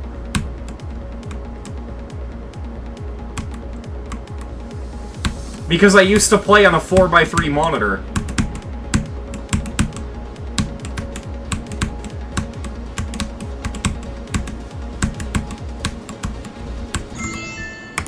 Okay, I'm fixing it. We're not beating it like that. The gag is over. Oh my god, chat. It's so tiny! Look at this! Look at this! Yeah! Let's go!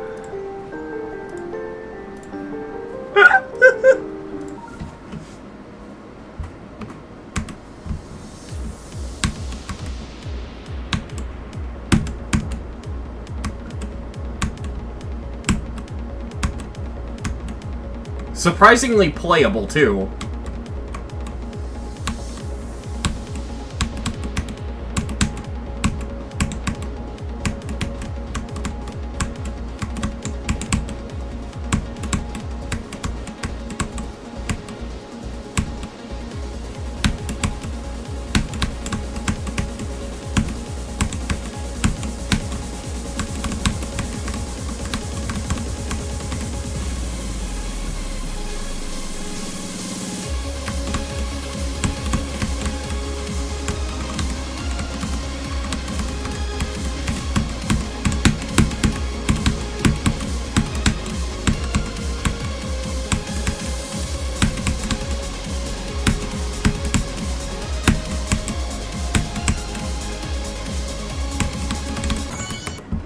Yeah, I can't see the wave like that. That's not doable. Fucking hell. Fucking hell.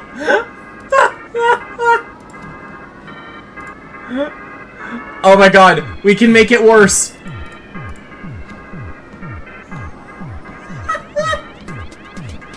Hang on, hang on.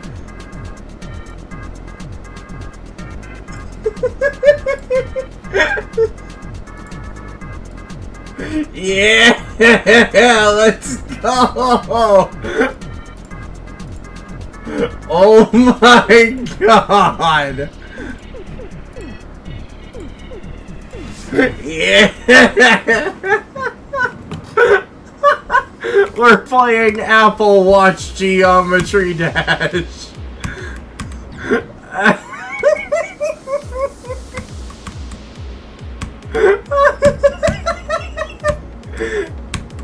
Now this is the quality content you subscribe for.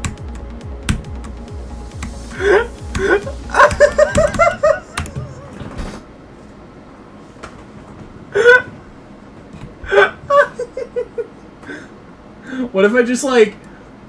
Hold on. What if I just like... Oh my god.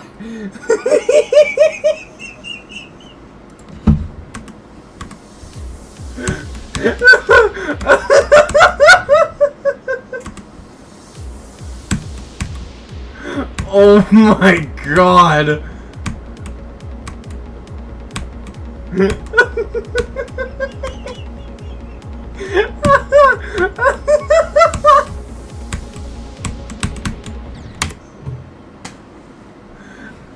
Hold up, hold up. How fucking bad can I make this?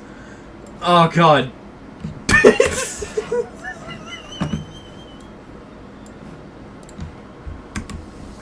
Oh my god.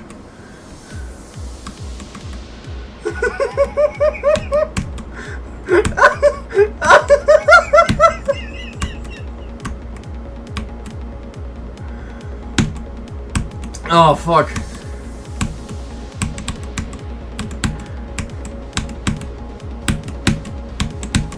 Hold on, hold on. We gotta fucking... Oh fuck.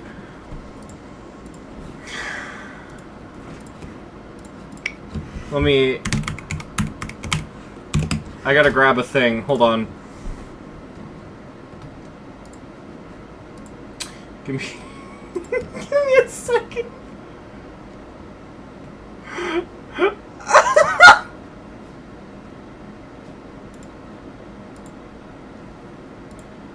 Oh fuck, what am I doing? Add source. Image.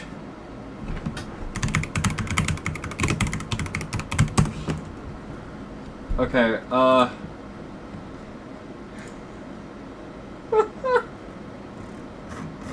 where did it save? There it is. Fucking hell. Oh, it's completely transparent. Hold on. Shit, that's too transparent. That's not what we need. No. Hold on. There we go. That's what we need.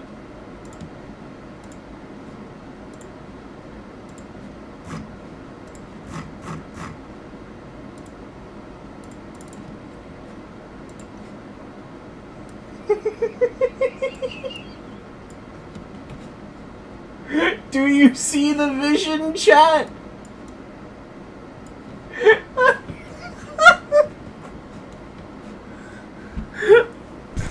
I can make this so much worse. I could, like, turn up the gain on my mic. Hold on. Alright, chat. Today, we're beating... Is that even the gain sweat? Yeah. We're beating Unregistered Hypercam 2 Demon. This is...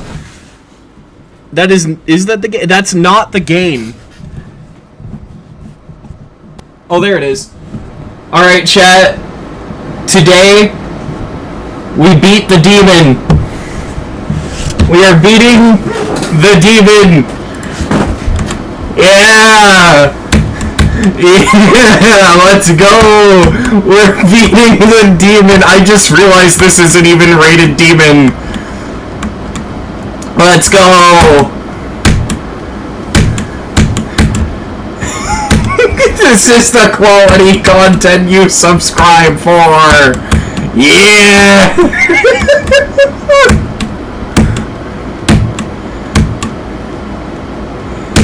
Oh, I want to actually beat it like this, so I'm gonna walk in.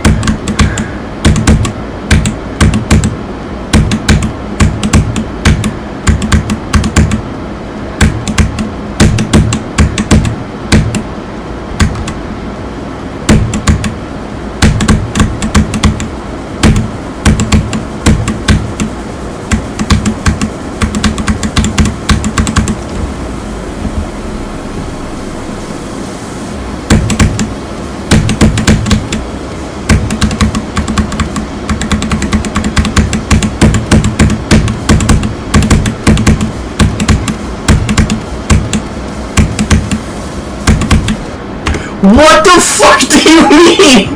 No! What the fuck? What the fuck? Stop it! No!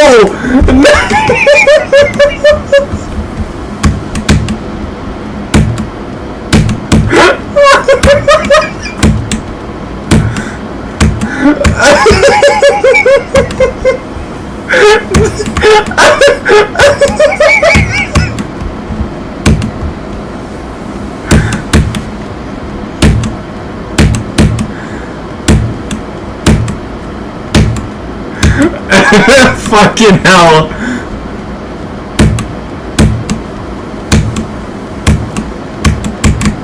Oh my fucking god, dude.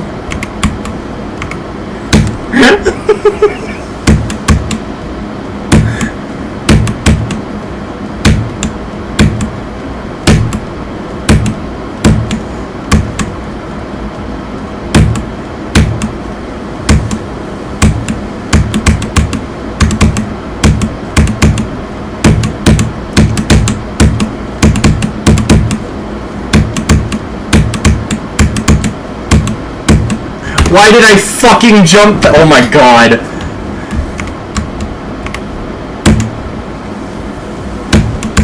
I am not gonna fix the stream until I beat this, chat. You will all suffer.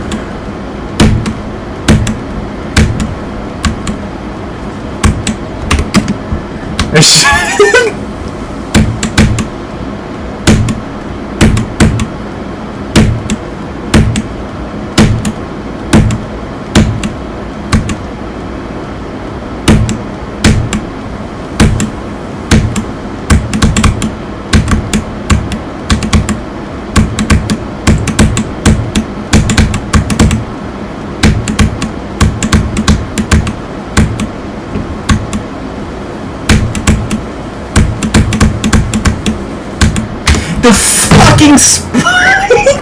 Stop it! I have no idea what I sound like right now, so I'm like really worried that my desk slams sound like fucking atom bombs.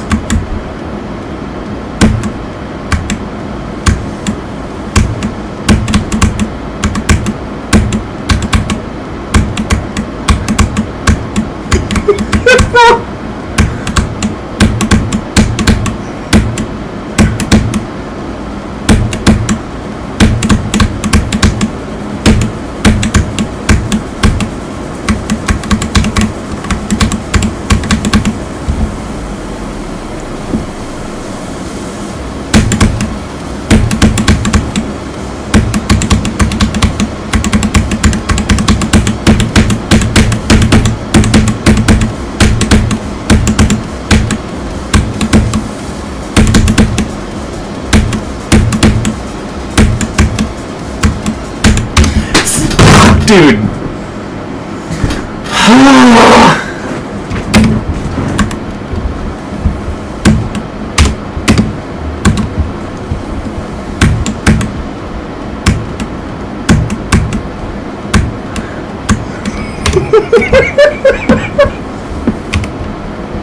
This is so peak!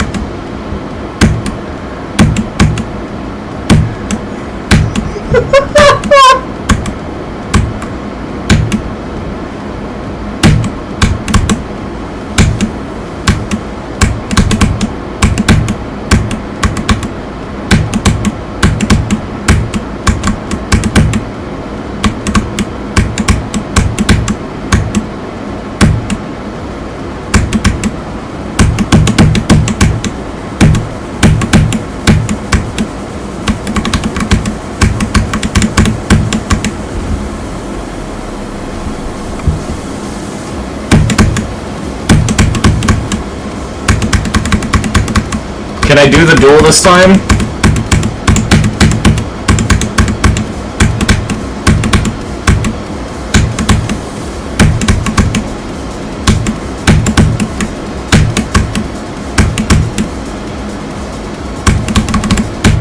No!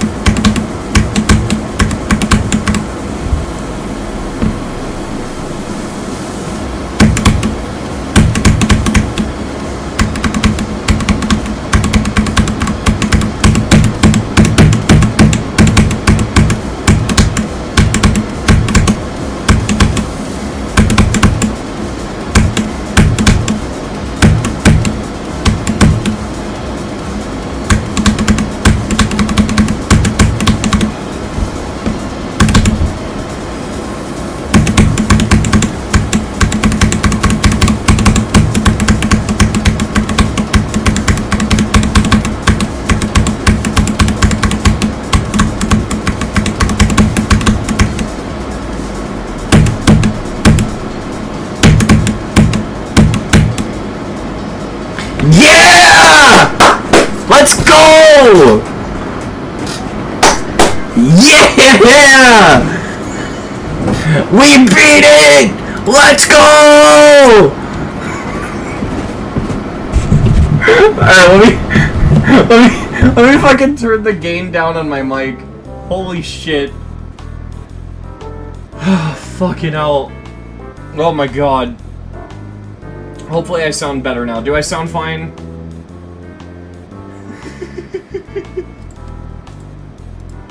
Alright, let me fix this fucking stupid shit. Oh my god. Alright, unregistered hypercam, get out of here.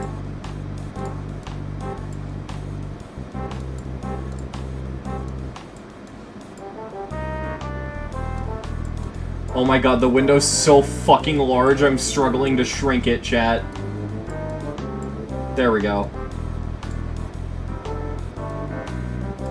And that was the best completion of Crystal Essence you will ever see. I can't wait to go back through the VOD, see that, and just be like, what the fuck was I on?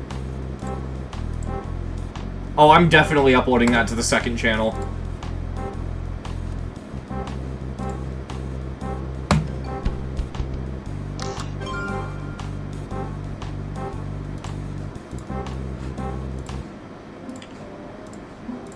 I'm gonna quickly close my game and then open it back up so that way I don't lose data.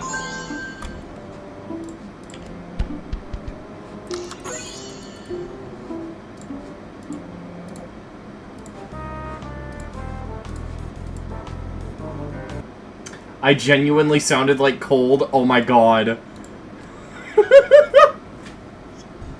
Maybe that's why he sounded the way he did.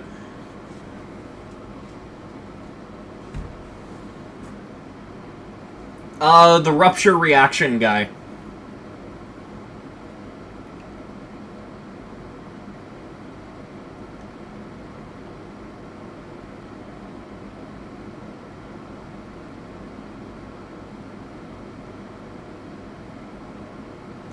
You don't know? Oh my god. You actually don't know?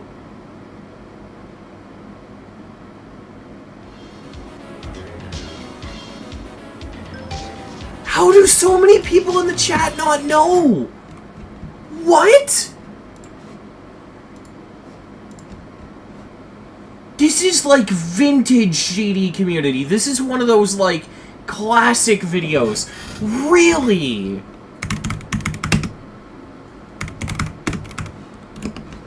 Oh my god, I'm showing you right now.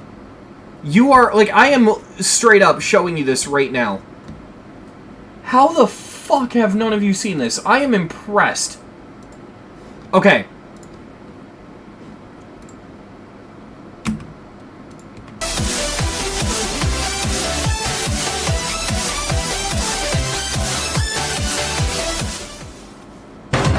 Volume warning, by the way, chat.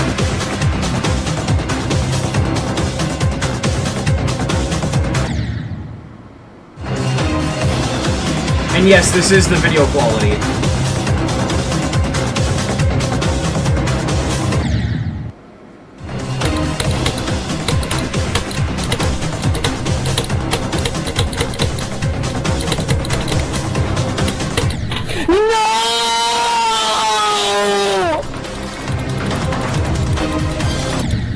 Oh my god!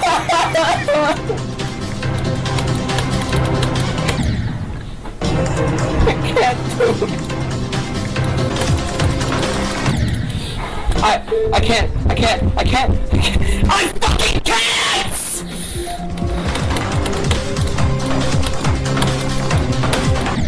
Oh my god! Oh my god! Stop killing me there! Oh my god, I didn't hit it! Oh my god, I didn't hit it!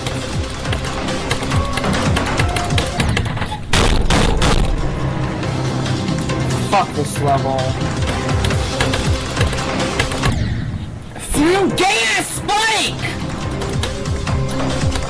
It keeps going. Fuck you! Fuck!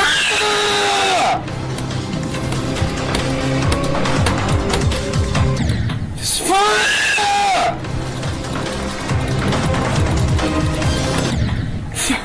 I hate that way so much! I think you get the idea, chat. This goes on for like 6 minutes. This is like vintage GD. I am honestly shocked that you guys don't know this. So yeah, that's... It's fucking hilarious.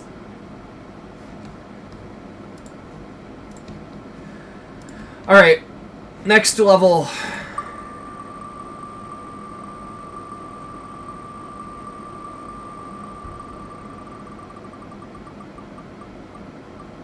Twilight Stare. Oh. Okay.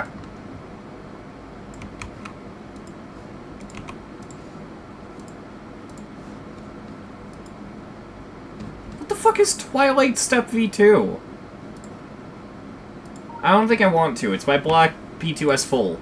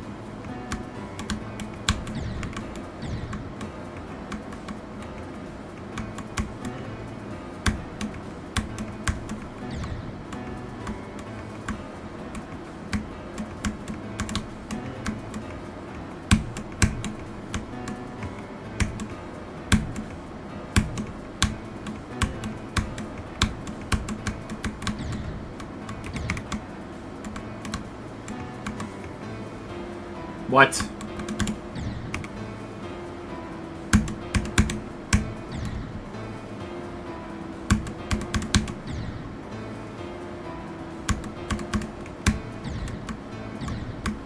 Can you survive this?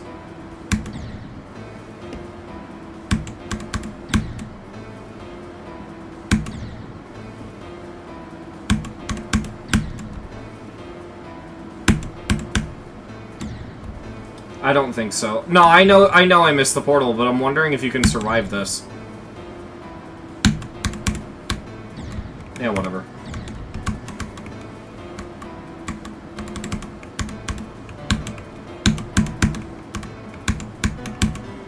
Oh, it just ends anyway.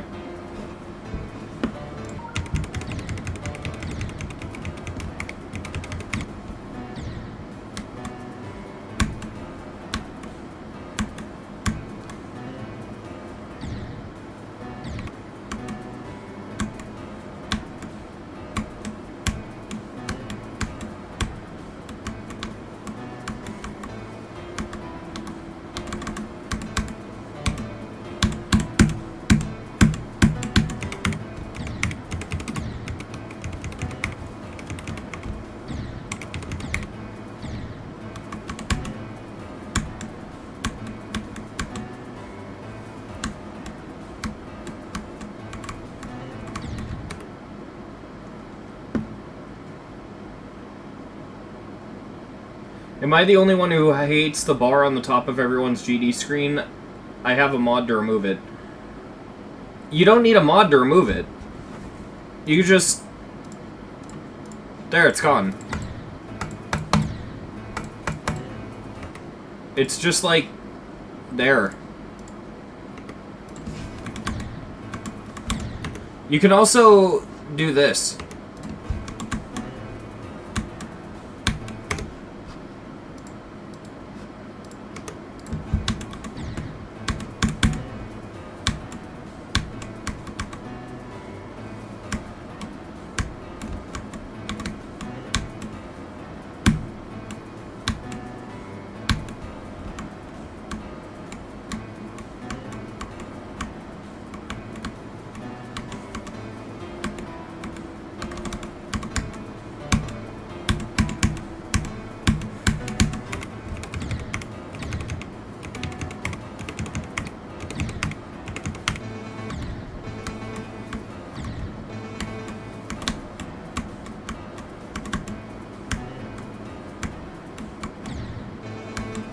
Chat, it might be energy drink time.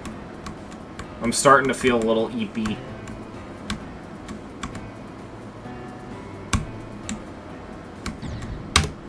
So, this stream, and I'm not going to have an energy drink every stream, chat, but I did get one today.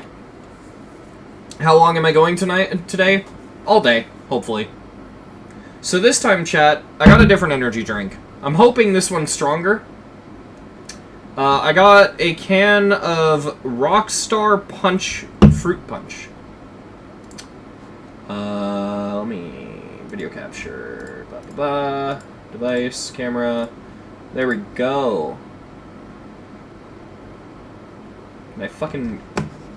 My mouse is so weird sometimes. Yeah, so... I got this. So that's what I'm drinking.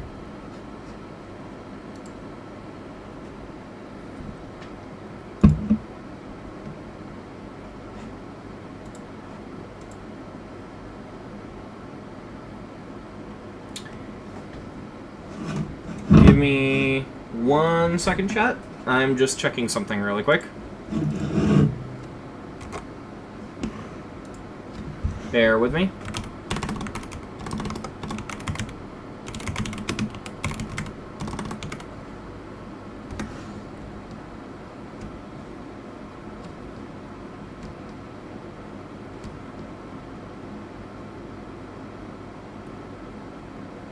Okay.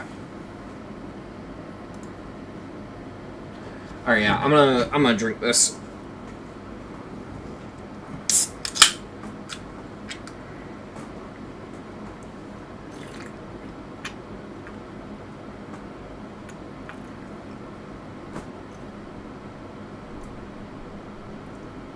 It's fruit punch flavored, but yeah, this isn't a soda, this is an energy drink, it's a Rockstar.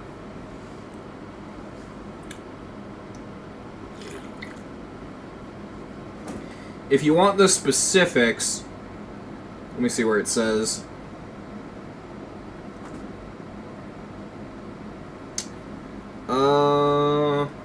I'm looking for caffeine count. I mean, if it's telling you anything, it's already hitting me. Do they not tell you how much caffeine is in this? Oh, there it is. 240 milligrams of caffeine per can.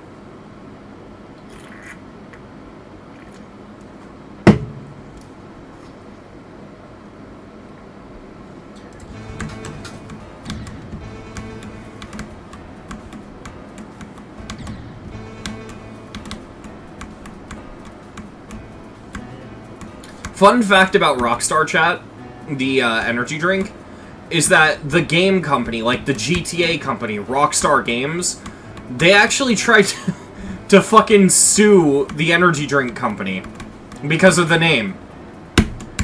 Which is so fucking funny to me. They lost, obviously.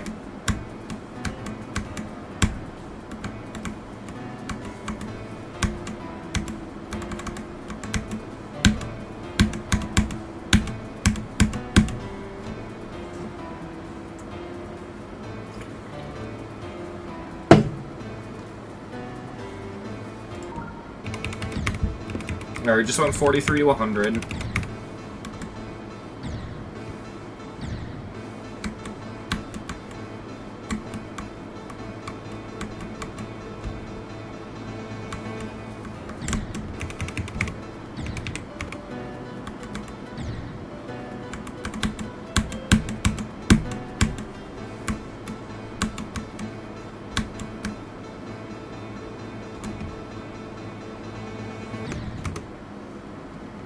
Someone sued Subway because their footlong was not exactly 12 inches. You know what? That's not the worst thing ever. Because the ads did make it sound like it was exactly 12 inches. I remember what the ads were like back then. Is it stupid? Yes, but I can at least see that one.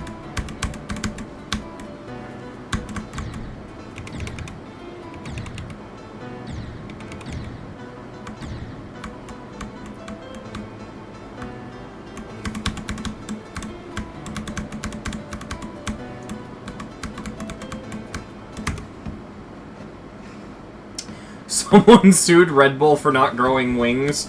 I thought that was a myth, though.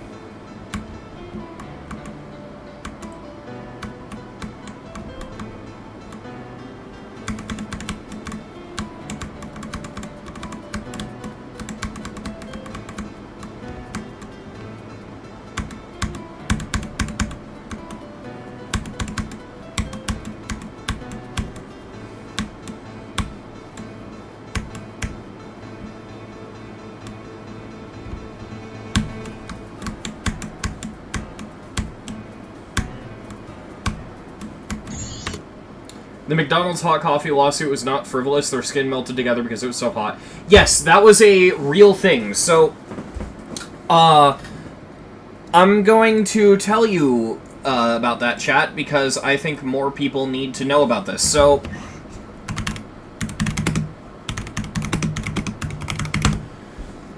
the boiling point of water is 212 degrees Fahrenheit, right?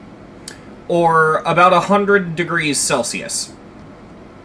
So, with that in mind, right, let me...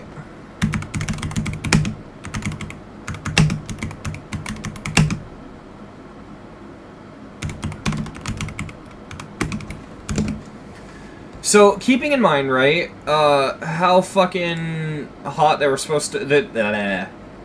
Where the fuck is the thing?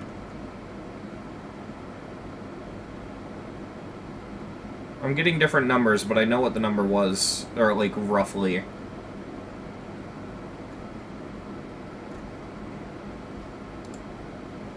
Where the fuck is this? Okay, so I can't find it exactly, but basically, the coffee at McDonald's was being served at a hotter temperature than the boiling point of water. And it wasn't just, like, the employees being stupid or whatever. The McDonald's, like, teachings or whatever, like, the employee training, basically, told employees to do this.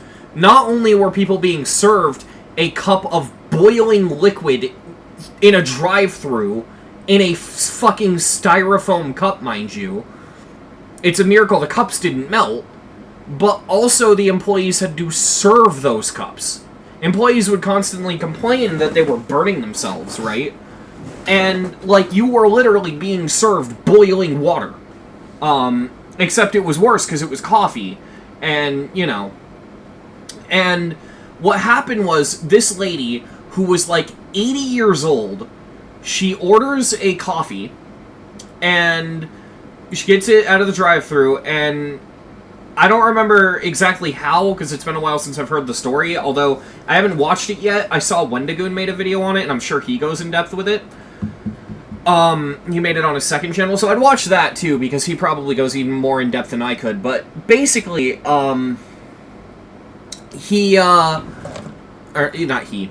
basically, this, like, 80-year-old woman with her son in the passenger seat of her car, she orders the coffee. I don't remember if she parked or started driving, but I know for a fact the spill did not happen while she was driving. Basically, she put it between her legs, and it spilled. I don't know the details of the spill. They haven't described it in detail. My assumption is that either the lid popped off because it's a fucking styrofoam cup, or she dropped it or something. Either way, let's say it's completely fucking stupid. Let's completely, like... Let's put it more in McDonald's favor. Even though this isn't the case, let's assume she immediately, like, sped out of the fucking McDonald's drive-thru, and she was driving full speed, like, maybe even, like, 5 miles per hour over the speed limit, right? She's going fucking hog wild. It doesn't justify this. Because she was served boiling hot liquid, and she accidentally spilled it on her pants. And because of how hot it was, and because it soaked into her sweatpants, there was nothing she could do to stop it. It fucking annihilated her skin. Like, chat, you do not want to Google this because it's actually, like, horrific, but she had to get what's called a skin graft. And if you don't know a skin graft, and again, don't Google it, but I'll explain what it is because I know people are curious. If you don't know what a skin graft is, it's where they peel the skin off of you and put new skin there so that your body heals kind of properly. It's awful. It's literally like, imagine a potato peeler, but your skin. And they had to do that. They had to do that. That's something, because that's how bad the burns were. So, you know, she suffered permanent damage because of this. And what happened was, she sued McDonald's for a very insignificant amount of money. And it wasn't even a lawsuit at first. Initially, she just contacted McDonald's directly and was just like, hey, can you guys pay for my medical fees? It'd be really nice. You know, also maybe turn down the temperature of coffee a bit. And they responded basically saying no. And eventually, through legal jargon that's really confusing, she ended up kind of forced to having to sue them. She, from what people have said, is the type of person who doesn't even like suing people. And the amount of money she sued McDonald's for was, like, nothing. And eventually, she didn't choose this. Eventually, the judge chose to award her, like, $1 million. And what's funny is that's the eye-popping number in the headline. She spills coffee on herself and then sues for $1 million. She didn't even get the $1 million. Because after that ruling, the judge kind of went, no, actually, we're going to lower the price a little bit. You're going to get less. And then, after they lowered the price, it probably lowered even more because McDonald's decided to settle out of court with an NDA, so we don't know how much she made.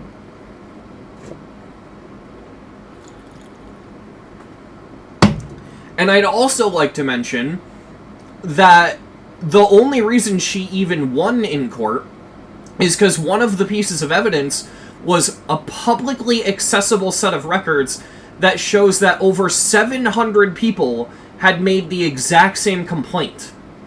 The only difference between these people and this lady is that they didn't sue, and likely they got lucky and didn't have to get a skin graft. So they didn't have to pay, like, medical bills. This was like an ongoing issue. And then you have to consider that the ads that were being shown at the time were McDonald's going, you should come and get McDonald's breakfast. McDonald's the best. We have the amazing McDonald's coffee. McDonald's coffee, we serve it hot. And yeah, it's like a selling point until they're being sued over it.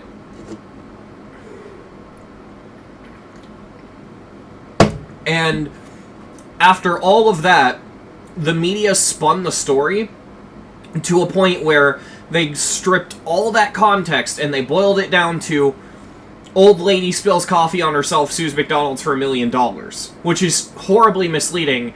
And then it turned into like a nighttime talk show, like a joke, like a gag, right? To the point where someone literally created the... What the fuck was the lady's name? Because it was named after her, but I forget her name.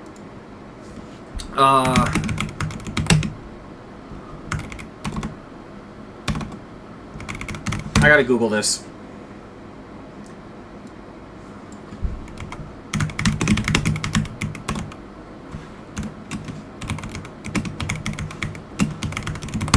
I gotta look this up.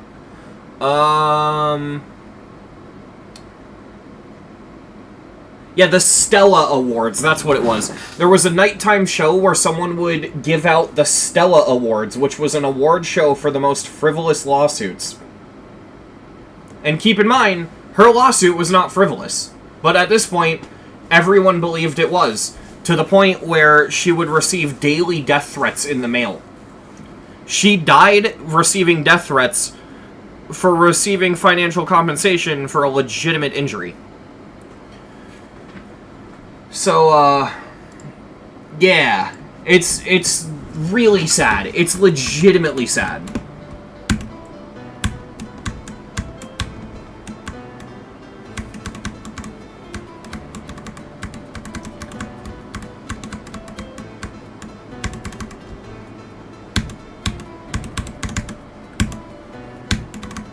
Thankfully, she didn't die because of, like, people going after her or anything. She died naturally. It's just... You know, she died being the butt of a joke. Which is really fucking sad. Like, that became her legacy. Which is just really depressing when you have to consider she didn't even want to sue to begin with.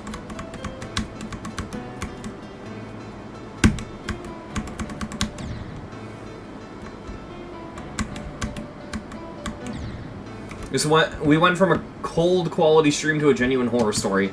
Welcome to my channel. Some people's egos are so inflated, I can use them to reenact the Up movie. Yeah.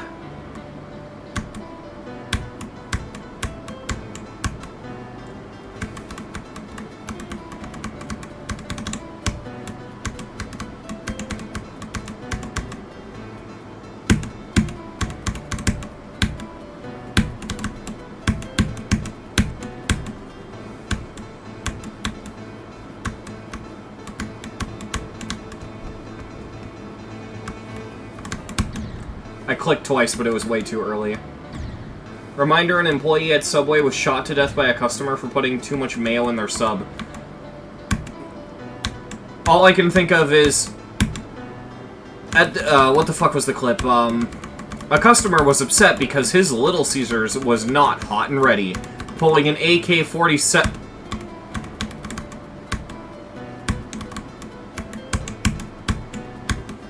I love that clip. It's just, like, the ultimate summary of how bad it is over here.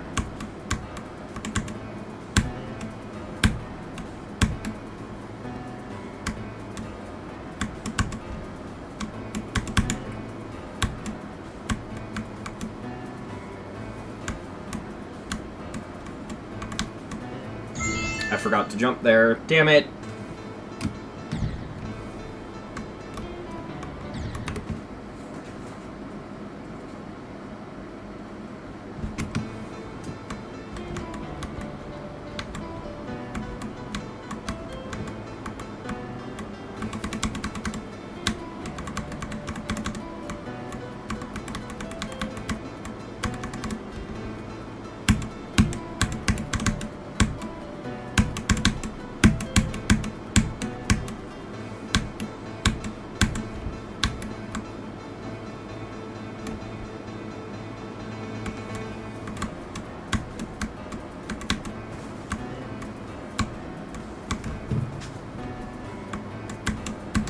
Ah.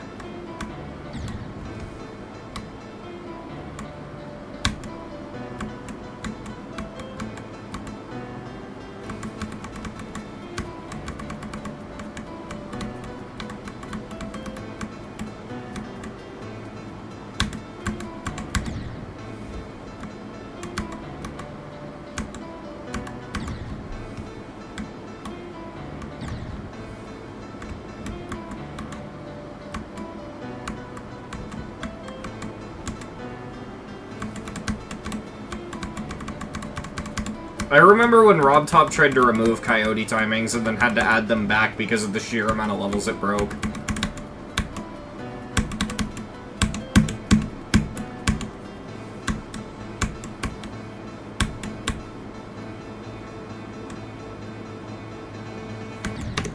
Dude, you are the realest YouTuber I've ever seen. Thank you.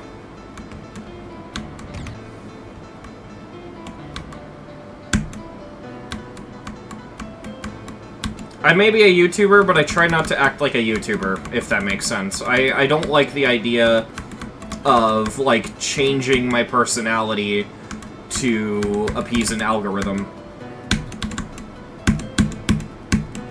I may not like his content, but I really look up to the mentality of Moist Critical, where he, you know, he acts like himself.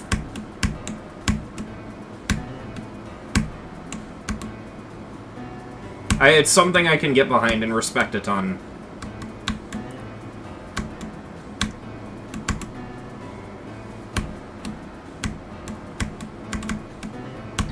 I did it again!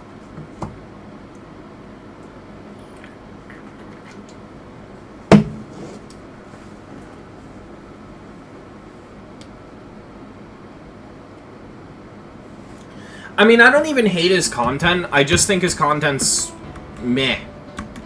I see so much potential in him, and I feel like, I mean, I like his videos, but they're like, actually slop. And I don't even mean that in a bad way, I just mean they are literally just low-effort filler. That's what they are. You put them on when you need background noise when you're doing something else. Which, it's fine. There's a place for that, right? I don't think slop is inherently bad. It's just, you know, fucking C-tier content, right? And there's nothing wrong with that. There's a place in the world for just okay, mediocre content, right? And even then, not all of his content is mediocre. He does make some high-effort videos. It's just not as frequent as his, like, sit-down, low-effort talk videos.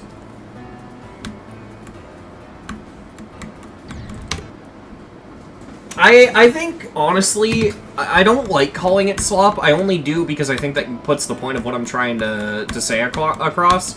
I hate that term. I really do. Because, honestly, the appeal for Moist Critical for me, right, if I'm gonna be totally honest, is that he feels like the last bastion of old YouTube. Where the site really was just about kind of sitting down and doing fuck all whatever because it's something you are interested in. I like this website because anyone can do anything. But sadly, because money has become such a focus on YouTube for a lot of people, which isn't a bad thing, by the way, if you're hustling, fucking whatever, but because so many people care about it, because it's not about caring about money, it's about the quantity of people caring about money, right?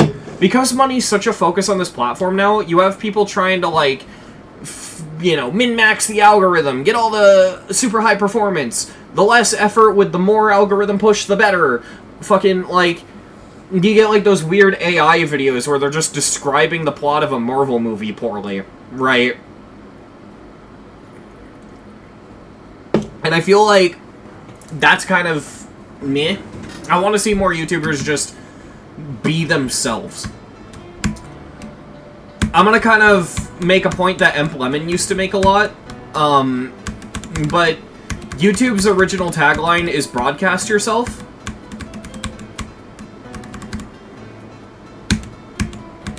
That's how I feel. More people should do that.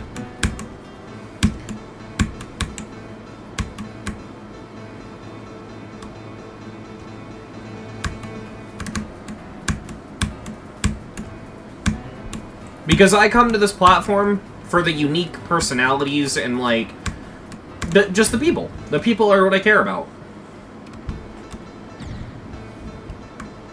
Lightning McQueer in the quest for tires, yeah. But it's like, even in Emp Lemon's, like, high-effort videos, now that he's doing it as a job, you still feel a personality to it, right? Like, he despite how many people think it's stupid, if he finds something interesting, he'll talk about it. He wants to make a video about fucking tornadoes, he wants to make a video about NASCAR, WWE, fucking whatever the hell, he'll do it.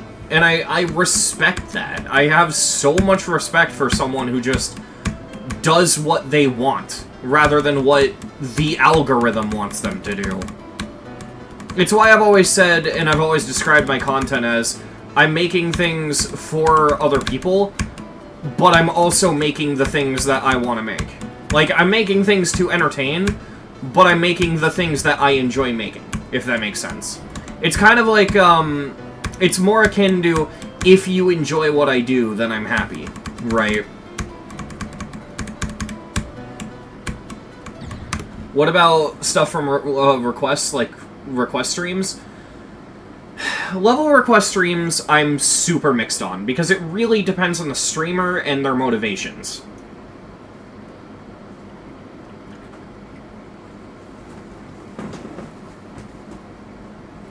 Came back from a rock concert? Yo, who was at the concert?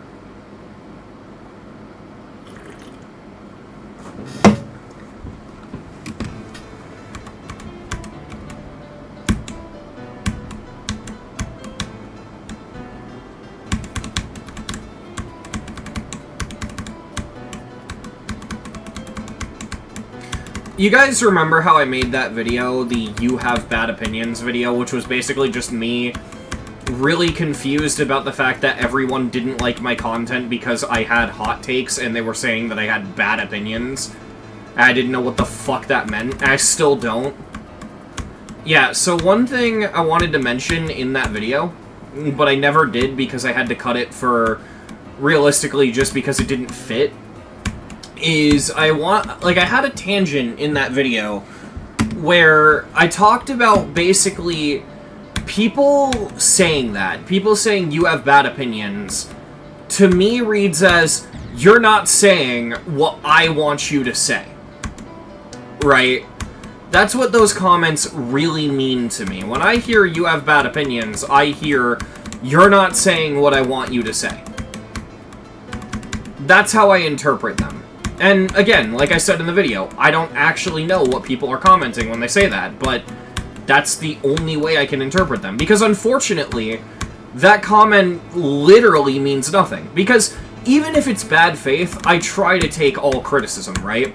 Like all the people that make fun of my weight. I see it. I don't care, right? Because, first of all, I look more overweight than I am. That's just a thing. There's a lot of personal life things that I don't want to get into that affect my body. But, I am overweight, just not as much as people think. But the point is, I see those comments, and I know they're in bad faith. I know people are just being assholes, and I don't let it bother me. At the same time, I can acknowledge that I'm overweight, and I'm willing to start losing weight. Chat, you know what I got for Christmas last year? I got an Oculus Quest 2. And when I say last year, I really mean 6 months ago, or 7 months ago now. Anyway, point is, I got a Quest 2. The reason I didn't get a Quest 3 is because I got the Quest 2 secondhand for dirt cheap. It was a Christmas gift. And the reason I got the Quest 2 is because I could play Beat Saber and I knew I'd lose weight playing it. And slowly but surely I am. I'm losing weight like, I think it's like 1 pound a week. Like, very slow. Maybe even less than that, but I am very gradually losing weight. I'm gonna Google something because every time I go on this tangent in private calls with people, I don't know which is which. I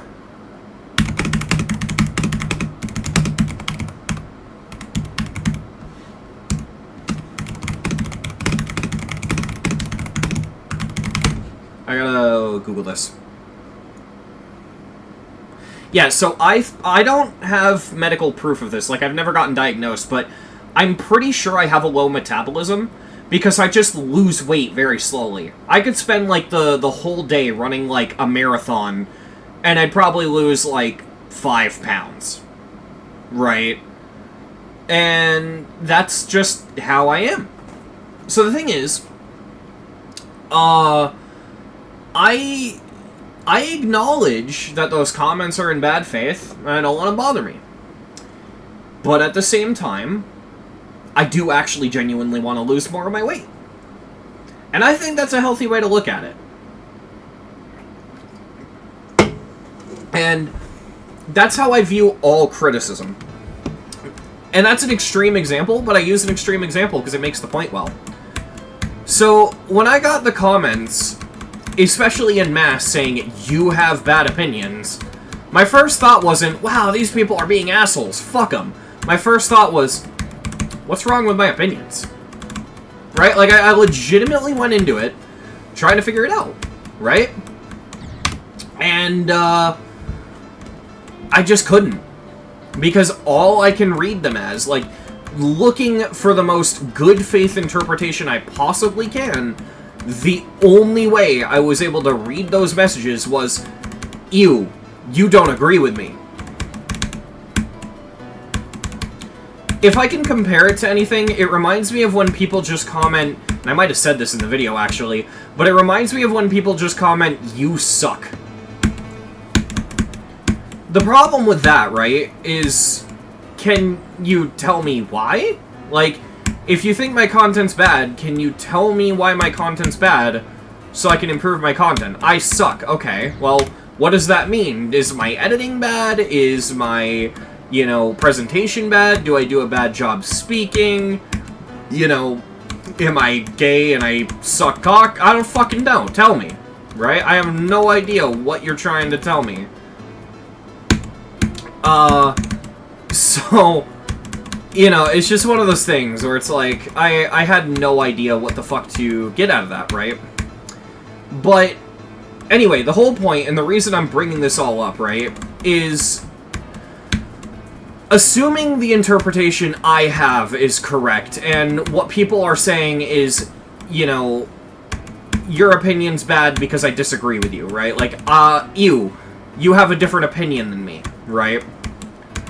My problem with that is I don't make my reviews to make other people happy. I make my reviews to express my opinion on a level, knowing that other people might not agree. Like, I say that I fucking hate Serious by Funny Game. I think the level's very badly made. I think that the gameplay is just really, really poorly indicated. I think it's just secretly a memory level. And I don't necessarily hate memory levels, but it's just frustrating when you go into a level not expecting it to be a memory level, and then it's a memory level. I think it's a bad level, but at the end of the day, it just comes down to I don't like the gameplay. Which, that's fine. Other people are going to like the gameplay. I've met people that fucking hate the gameplay in fucking, what was it, Space Locked. Because they find the random microclicks towards the second half annoying. They don't like learning the duels, that kind of thing. It's all just a matter of opinion, right? And so, when I hear, you have an opinion and I disagree, it really rubs me the wrong way, because I'm not just going to blindly say what everyone else is saying just to make them happy. If I do agree with the masses, fine, I'll say what I think, but, like, I just want my reviews to be my reviews, my thoughts, right? Because if you don't do that, your content isn't your content anymore. Because I don't want to become modern AVGN, where you can tell that all of the videos are written by a fucking group and not by James Ralph.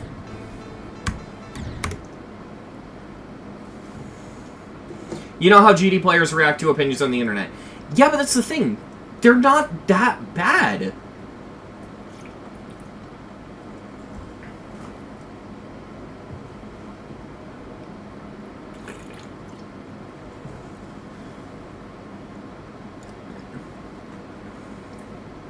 Yeah, the Cali hate is a really good example of it, Fiery.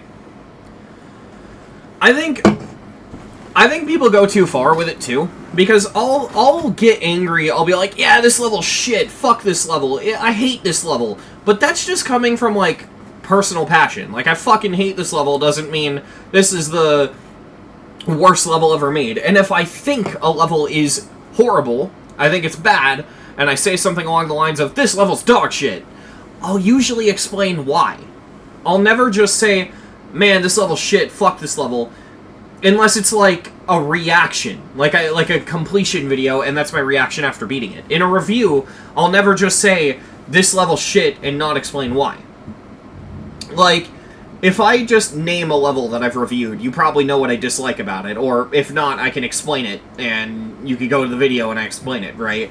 Like, why do I hate, fucking Tidal Wave? That's a controversial one. Why the fuck do I hate Tidal Wave so much? Well, it's mainly just because I feel like more could have been done with the deco. 3/4 of the level uses the same background. It's just fucking lame. It's not a bad level, I just think that it could have been better. And I feel validated with that opinion when Oni Link has that as his only bad level.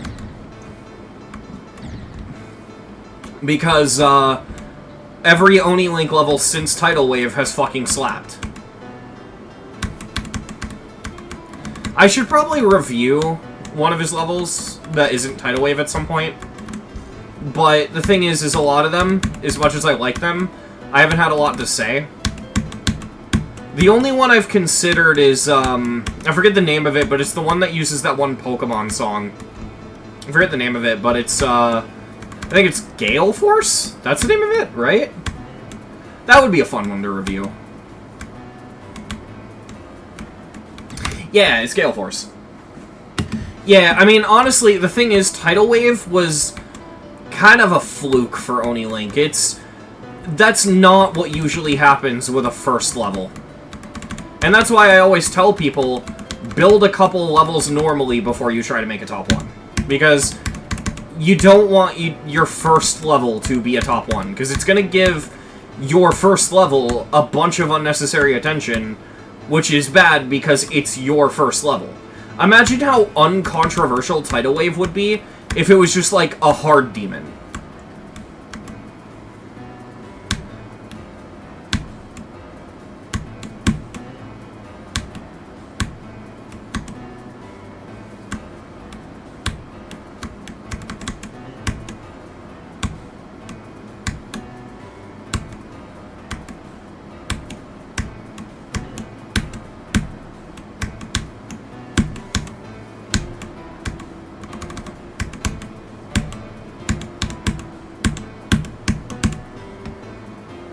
There we go.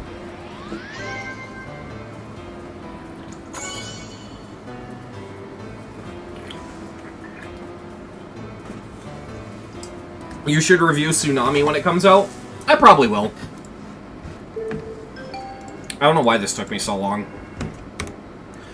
But yeah, just generally, I'm blunt in my reviews, and I'm biased in my reviews. And that's by design, because I want them to be my reviews, you know what I mean?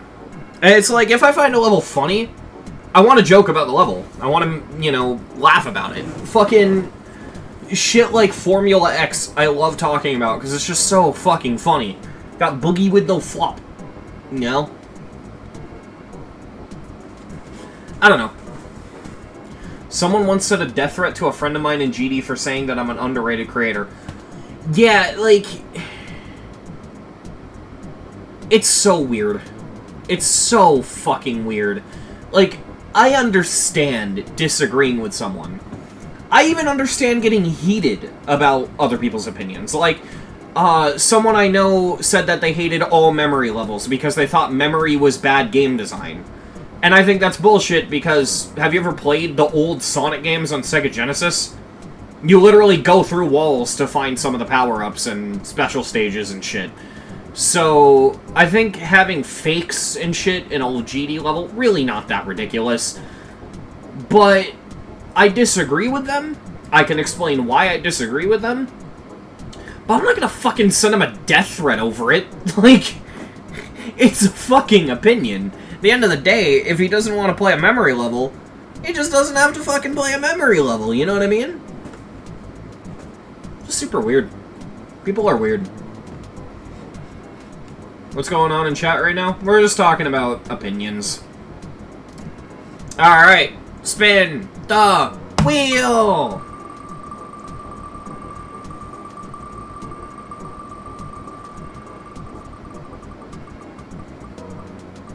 Chaotic. What the fuck is chaotic?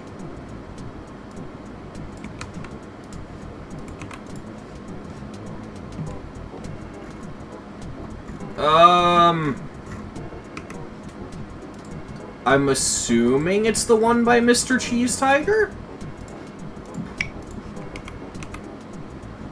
Yeah, okay. I didn't give this one an enjoyment. Huh. Let me actually check the previous one as well. Okay, I did give that one enjoyment. I gotta start checking this because there are some where I want to submit an enjoyment while I beat them.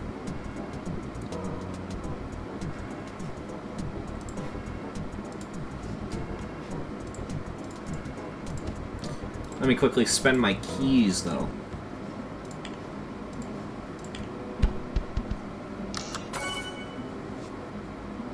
Nice.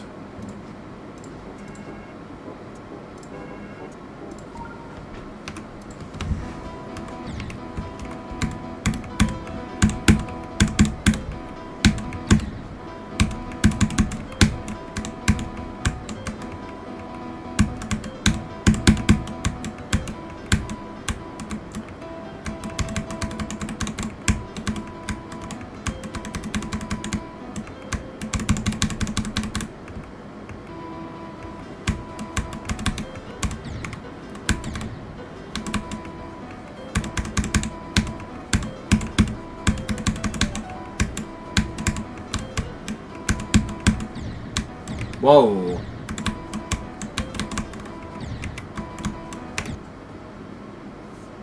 I'm gonna go to sleep? Okay, good night, Andre. Just be careful not to do any spoilers for Total Rune in the chat.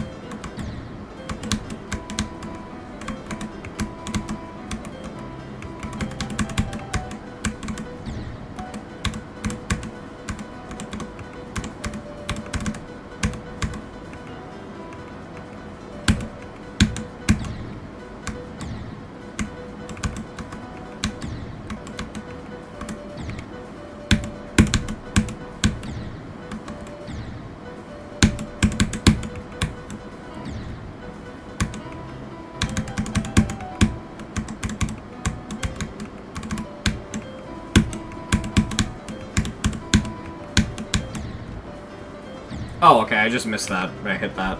Alright.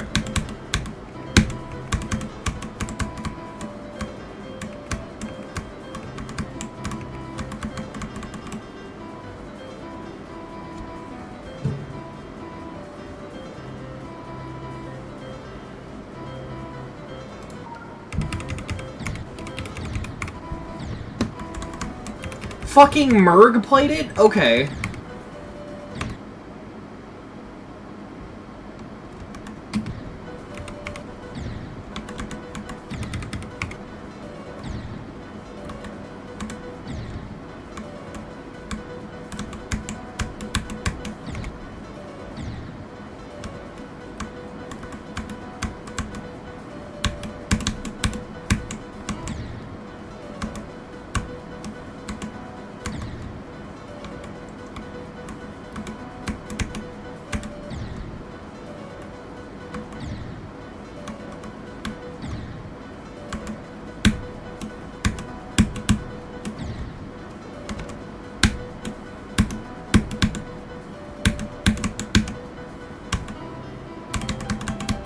I think... nah. I was gonna say, I think this might be the last demon I do on stream. I might end stream, but... yeah. I don't know how I feel yet. I think I am starting to get tired, though.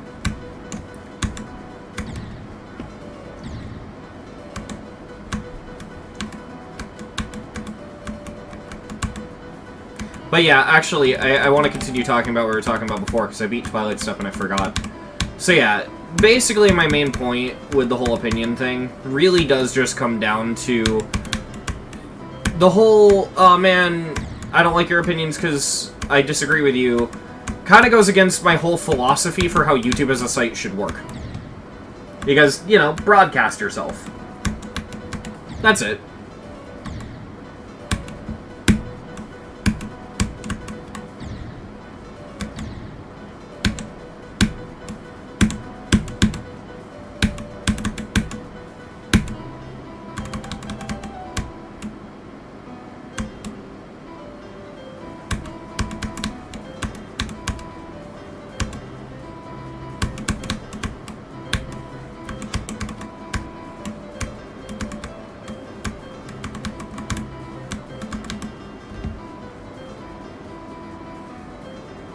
The energy drink feels like it didn't do anything.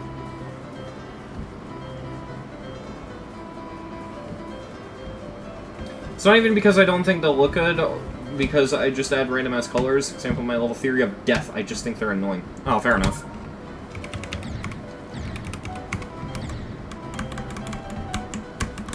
I feel like I can make really good backgrounds because I've mastered the particle trigger. I just can't, I can't make block design.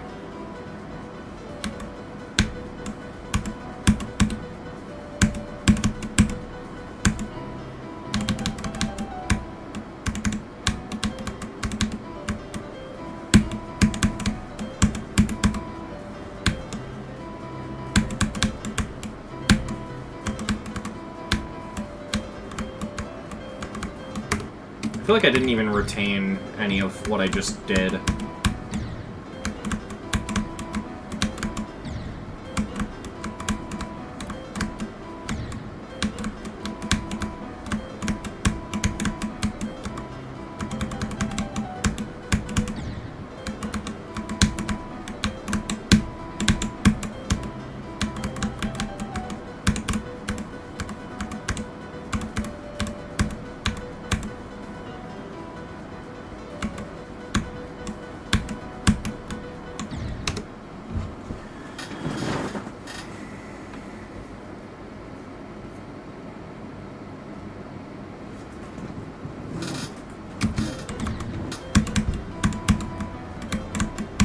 Yeah, no, that energy drink did fucking nothing. Holy shit.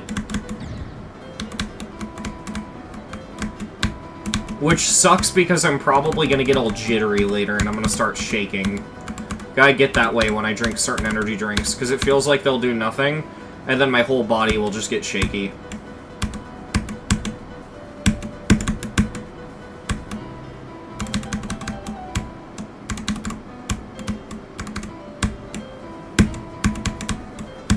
It's like I get none of the energy, but I get the tweak. It's really bad.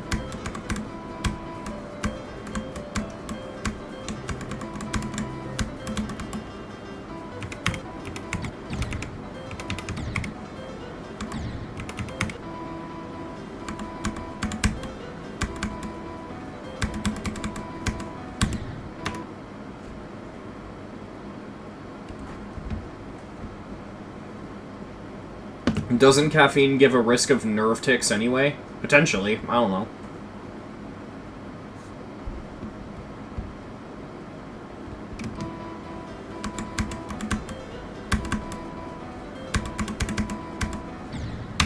Here's the thing, chat. I have gotten so fucking good at the particle trigger. Like, genuinely. I'm gonna show you all something. Something that you might not have seen, because I know not everyone watches my, my layouts. So, you all know the level of Ambrosia, right?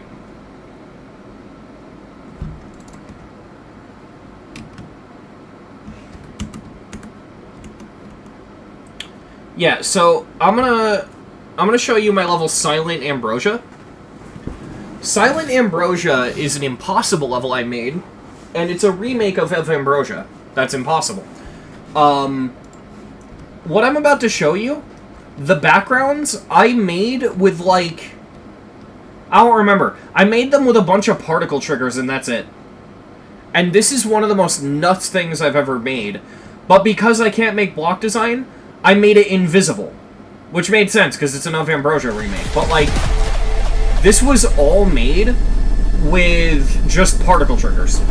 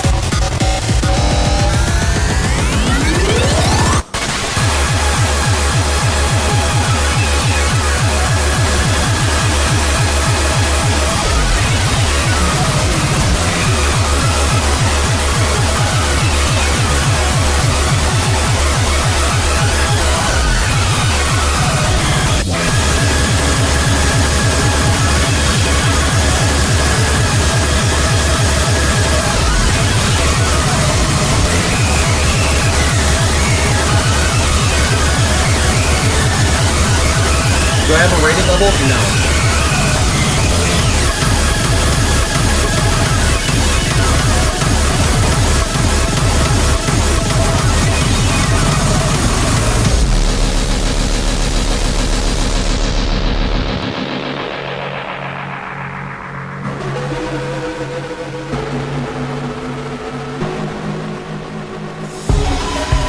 This part has a count trigger, by the way. You have to click like thousands of times.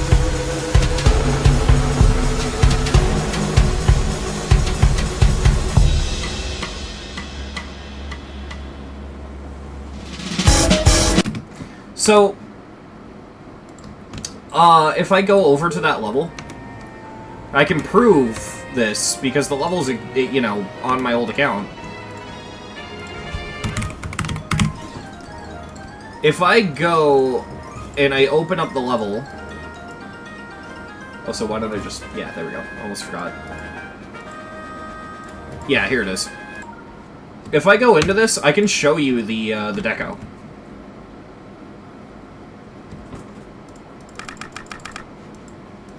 Yeah, this is the particle triggers. It looks complicated, but it's really not. It's just a bunch of particle triggers that all do the same thing stacked on top of each other. So, if I... Wow, these are... Oh, preview particles, there we go. So, yeah, if you look at this, right? It's literally just a bunch of particle triggers, and that's it. And they're just stacked. In total, you want to know how many objects make up the background? It's 80. It is 80 objects, that's it.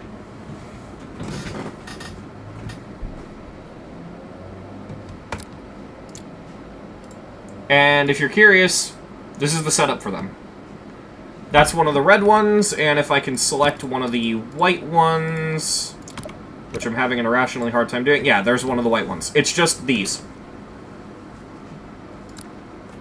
It is extremely simple. Particle triggers, in my opinion, are the most overpowered tool in the 2.2 editor. It's this and area triggers. If you guys get a chance, I'm gonna tell you a specific video you guys should watch. It's a Woolsey video. Give me 1 second. I gotta look this up.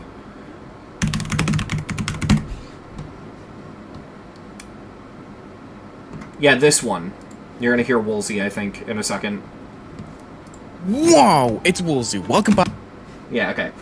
Watch this video, if you ever get a chance. Because basically, he makes a 9 circles effect with only area triggers. And, like, this thing ends up looking fucking nuts. I will show it to you, actually, because I have it. I showcased it.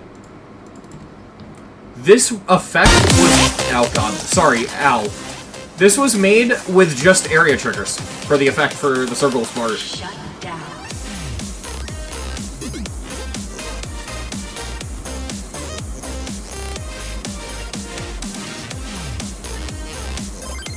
The part that really blew my mind is this part right here.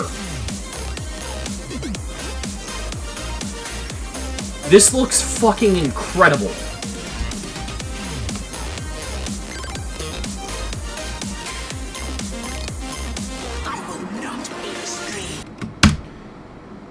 So yeah, genuinely shout out to the particle triggers and the area triggers. They are insane.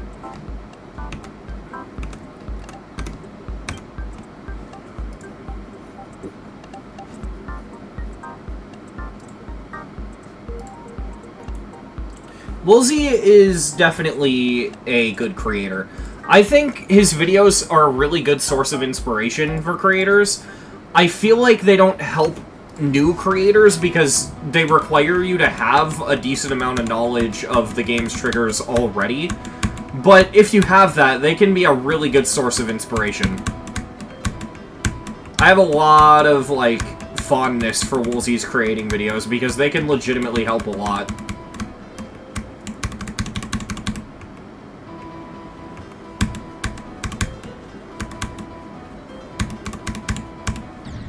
Okay, so what the fuck am I doing wrong with these orbs?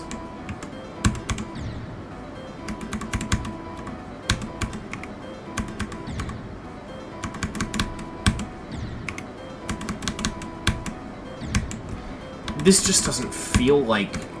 I mean, now it's consistent, but I don't know what I'm doing differently.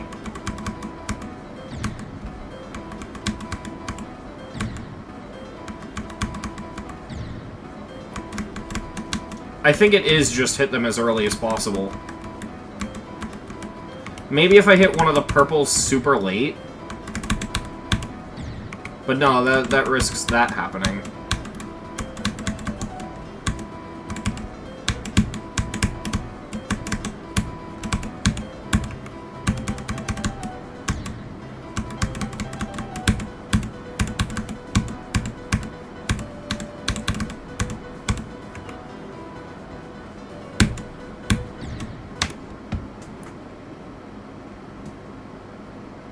Audio-visual is also great. I think, platformer is probably the easiest way to get a rate right now. And I would make a platformer for the sake of getting my first rate. Except, I can't make platformer gameplay.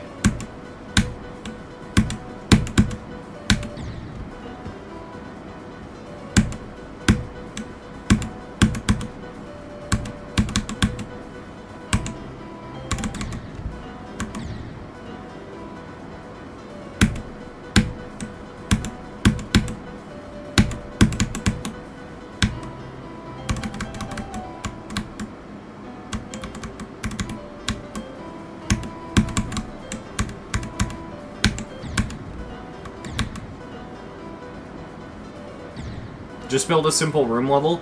I mean, I've thought about making a how to platformer level, but, like, I don't know. I want my like, I know I shouldn't really expect anything out of my rate. If I get a rate, I should just be happy that I got a rate. But, like, specifically, if it's a how to platformer level or a room level or anything like that, that just feels really fucking lame. Especially because it'll likely be my only rate. Really, how to platformer that level that broke you mentally? It didn't really break me mentally. It was hard, but it's fine. And plus, I wouldn't be making, like, an extreme demon how to platformer level. It'd just be, like...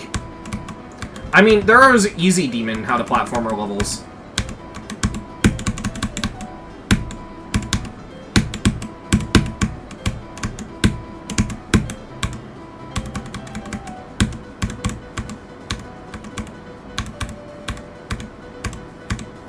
Okay, so I think the transition into the UFO is going to be the biggest choke point.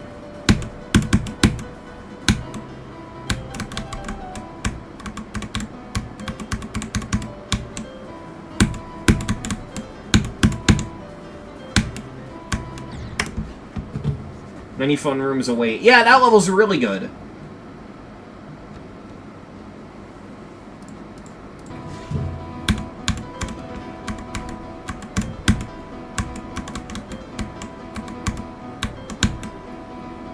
Thing is like, getting my first rate, I'm literally only going for a rate for one reason, and it's, because I want the achievement. I don't care about the UFO, or the creator points, or anything like that. I just want the achievement so that I can 100% the game.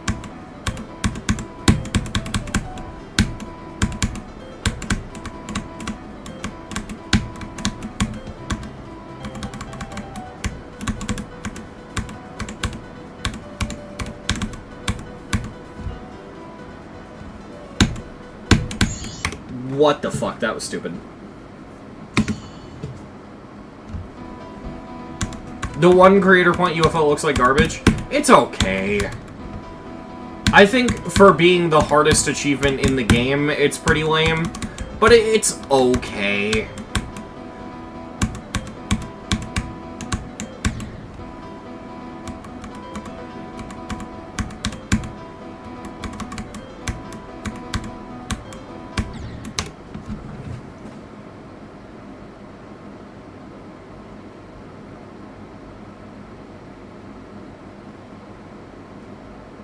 Give me a second, chat.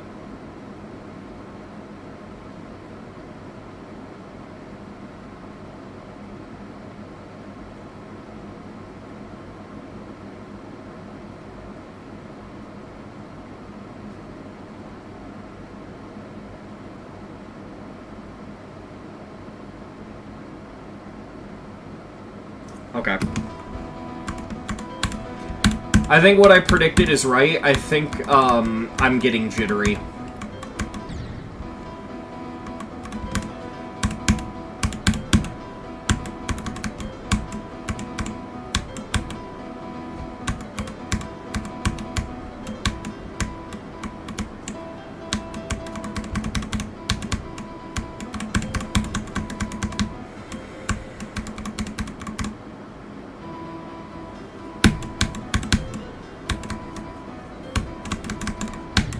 Why did I hit that? Dude, I'm not so sure how the platformer was just hard. We were literally hearing you slam your desk and yelling. We were concerned. Don't do that again, mate. Dude, it's fine. It was just a hard level. I just got angry. There were parts of the level that were bullshit, and I got mad. It's pretty normal. Honestly, that's not even the angriest I've gotten with a level.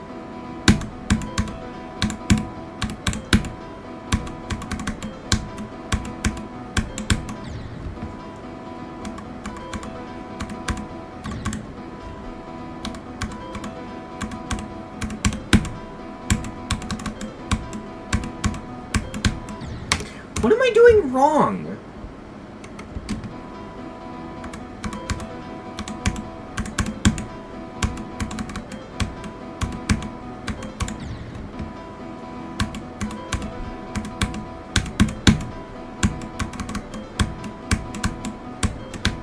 Oh, I just had to buffer that first yellow orb. It sets it up.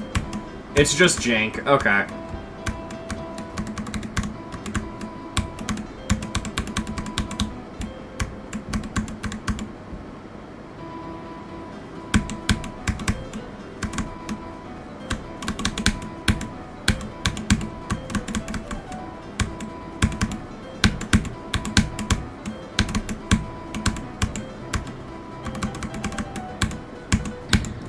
That UFO click is so awful.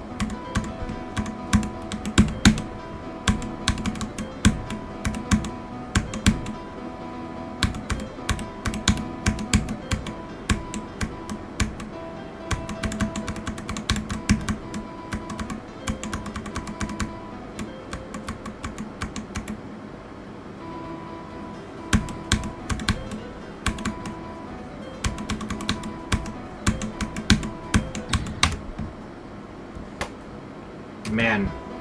Man, oh man.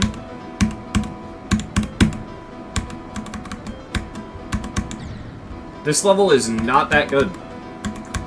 And it's mainly just because of how finicky the beginning is.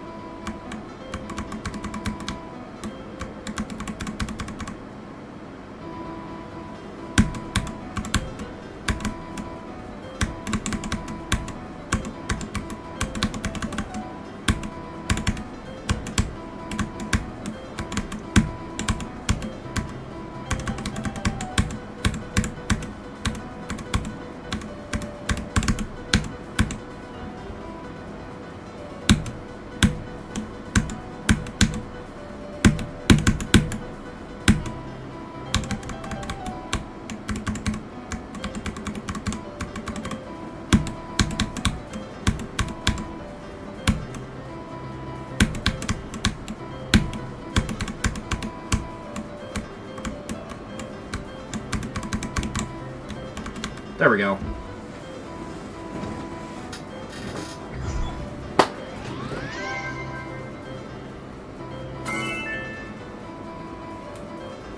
Sorry I wasn't reading chat since the last time I said something to chat was locked in. Alright, Chaotic by Mr. Cheese Tiger. I'm gonna check on the map packs really quick because I want to see if I've beaten any. Mainly because, you know, we've done quite a few demons up to this point.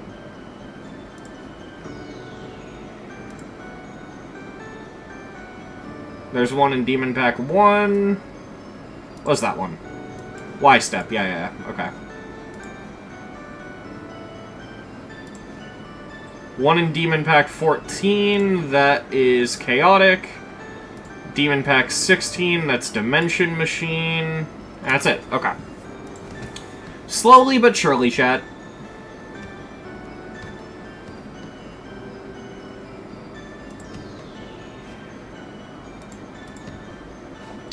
Next spin!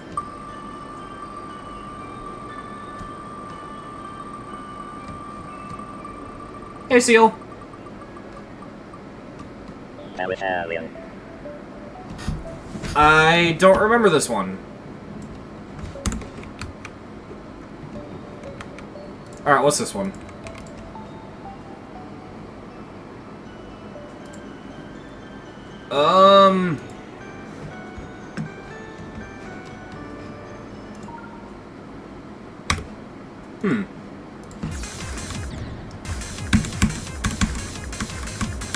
Oh, I remember this level.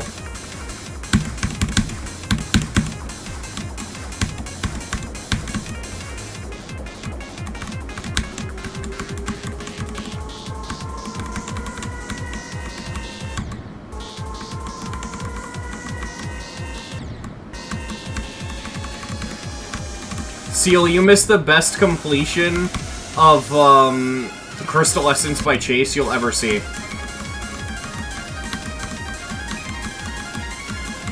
Remind me to show you after stream.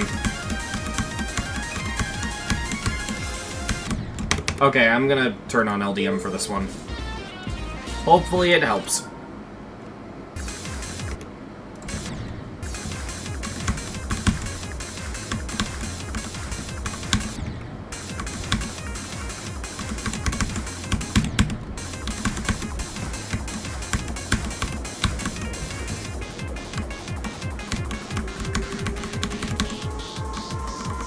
It did what it needed to do, I think. Let's just hope the wave is fine. Yeah, okay. This is much better.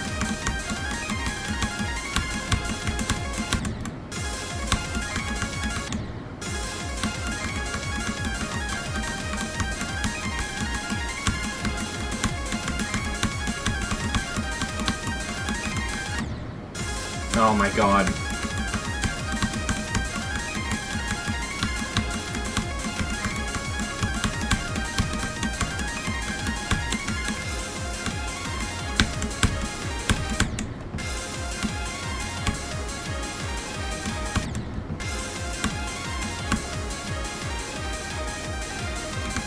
Oh my god, you can just hold for most of this.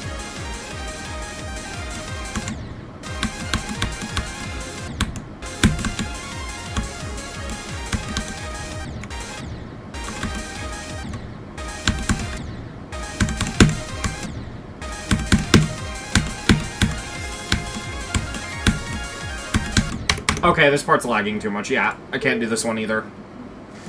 I don't get why.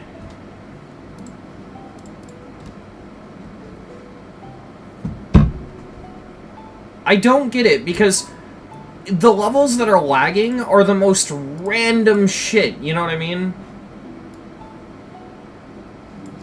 Oh, this is a 2.2 level. I wonder.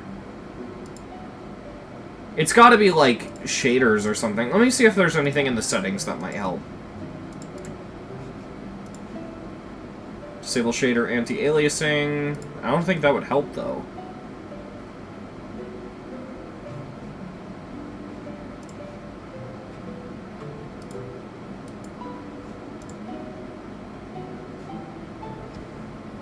Rob really needs to optimize the game, because, like... I don't know.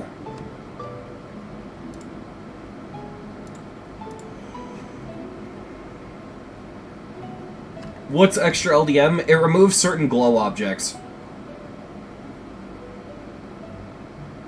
What does save gauntlets do? It makes it so that every single gauntlet level is saved to your device, so you don't need to download them if you're offline. No, I haven't yet, Scarf. Alright, we'll spin for something else.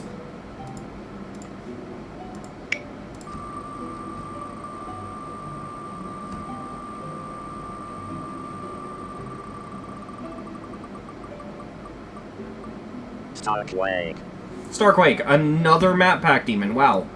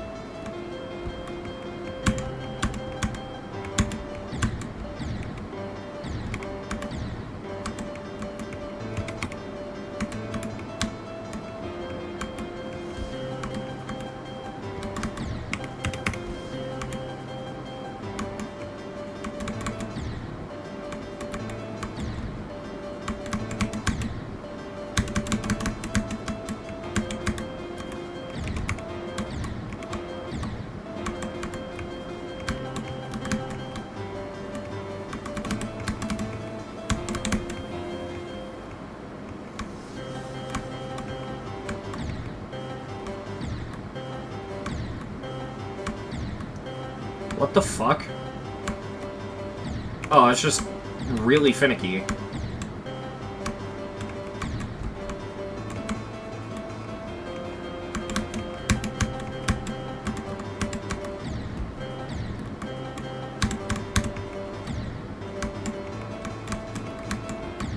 Okay, I think I'm hitting that point, chat. I think I might end stream because I think I'm too tired to learn the level. I feel it. Yeah, I think I'm gonna end stream. We've been going for 3.5 hours anyway. I didn't realize we've been going for that long, so it's not that big of a deal. Alright. Good night, everyone. Thank you for the stream being fun. Words. Holy shit, yes, I am tired. Wow. Good night.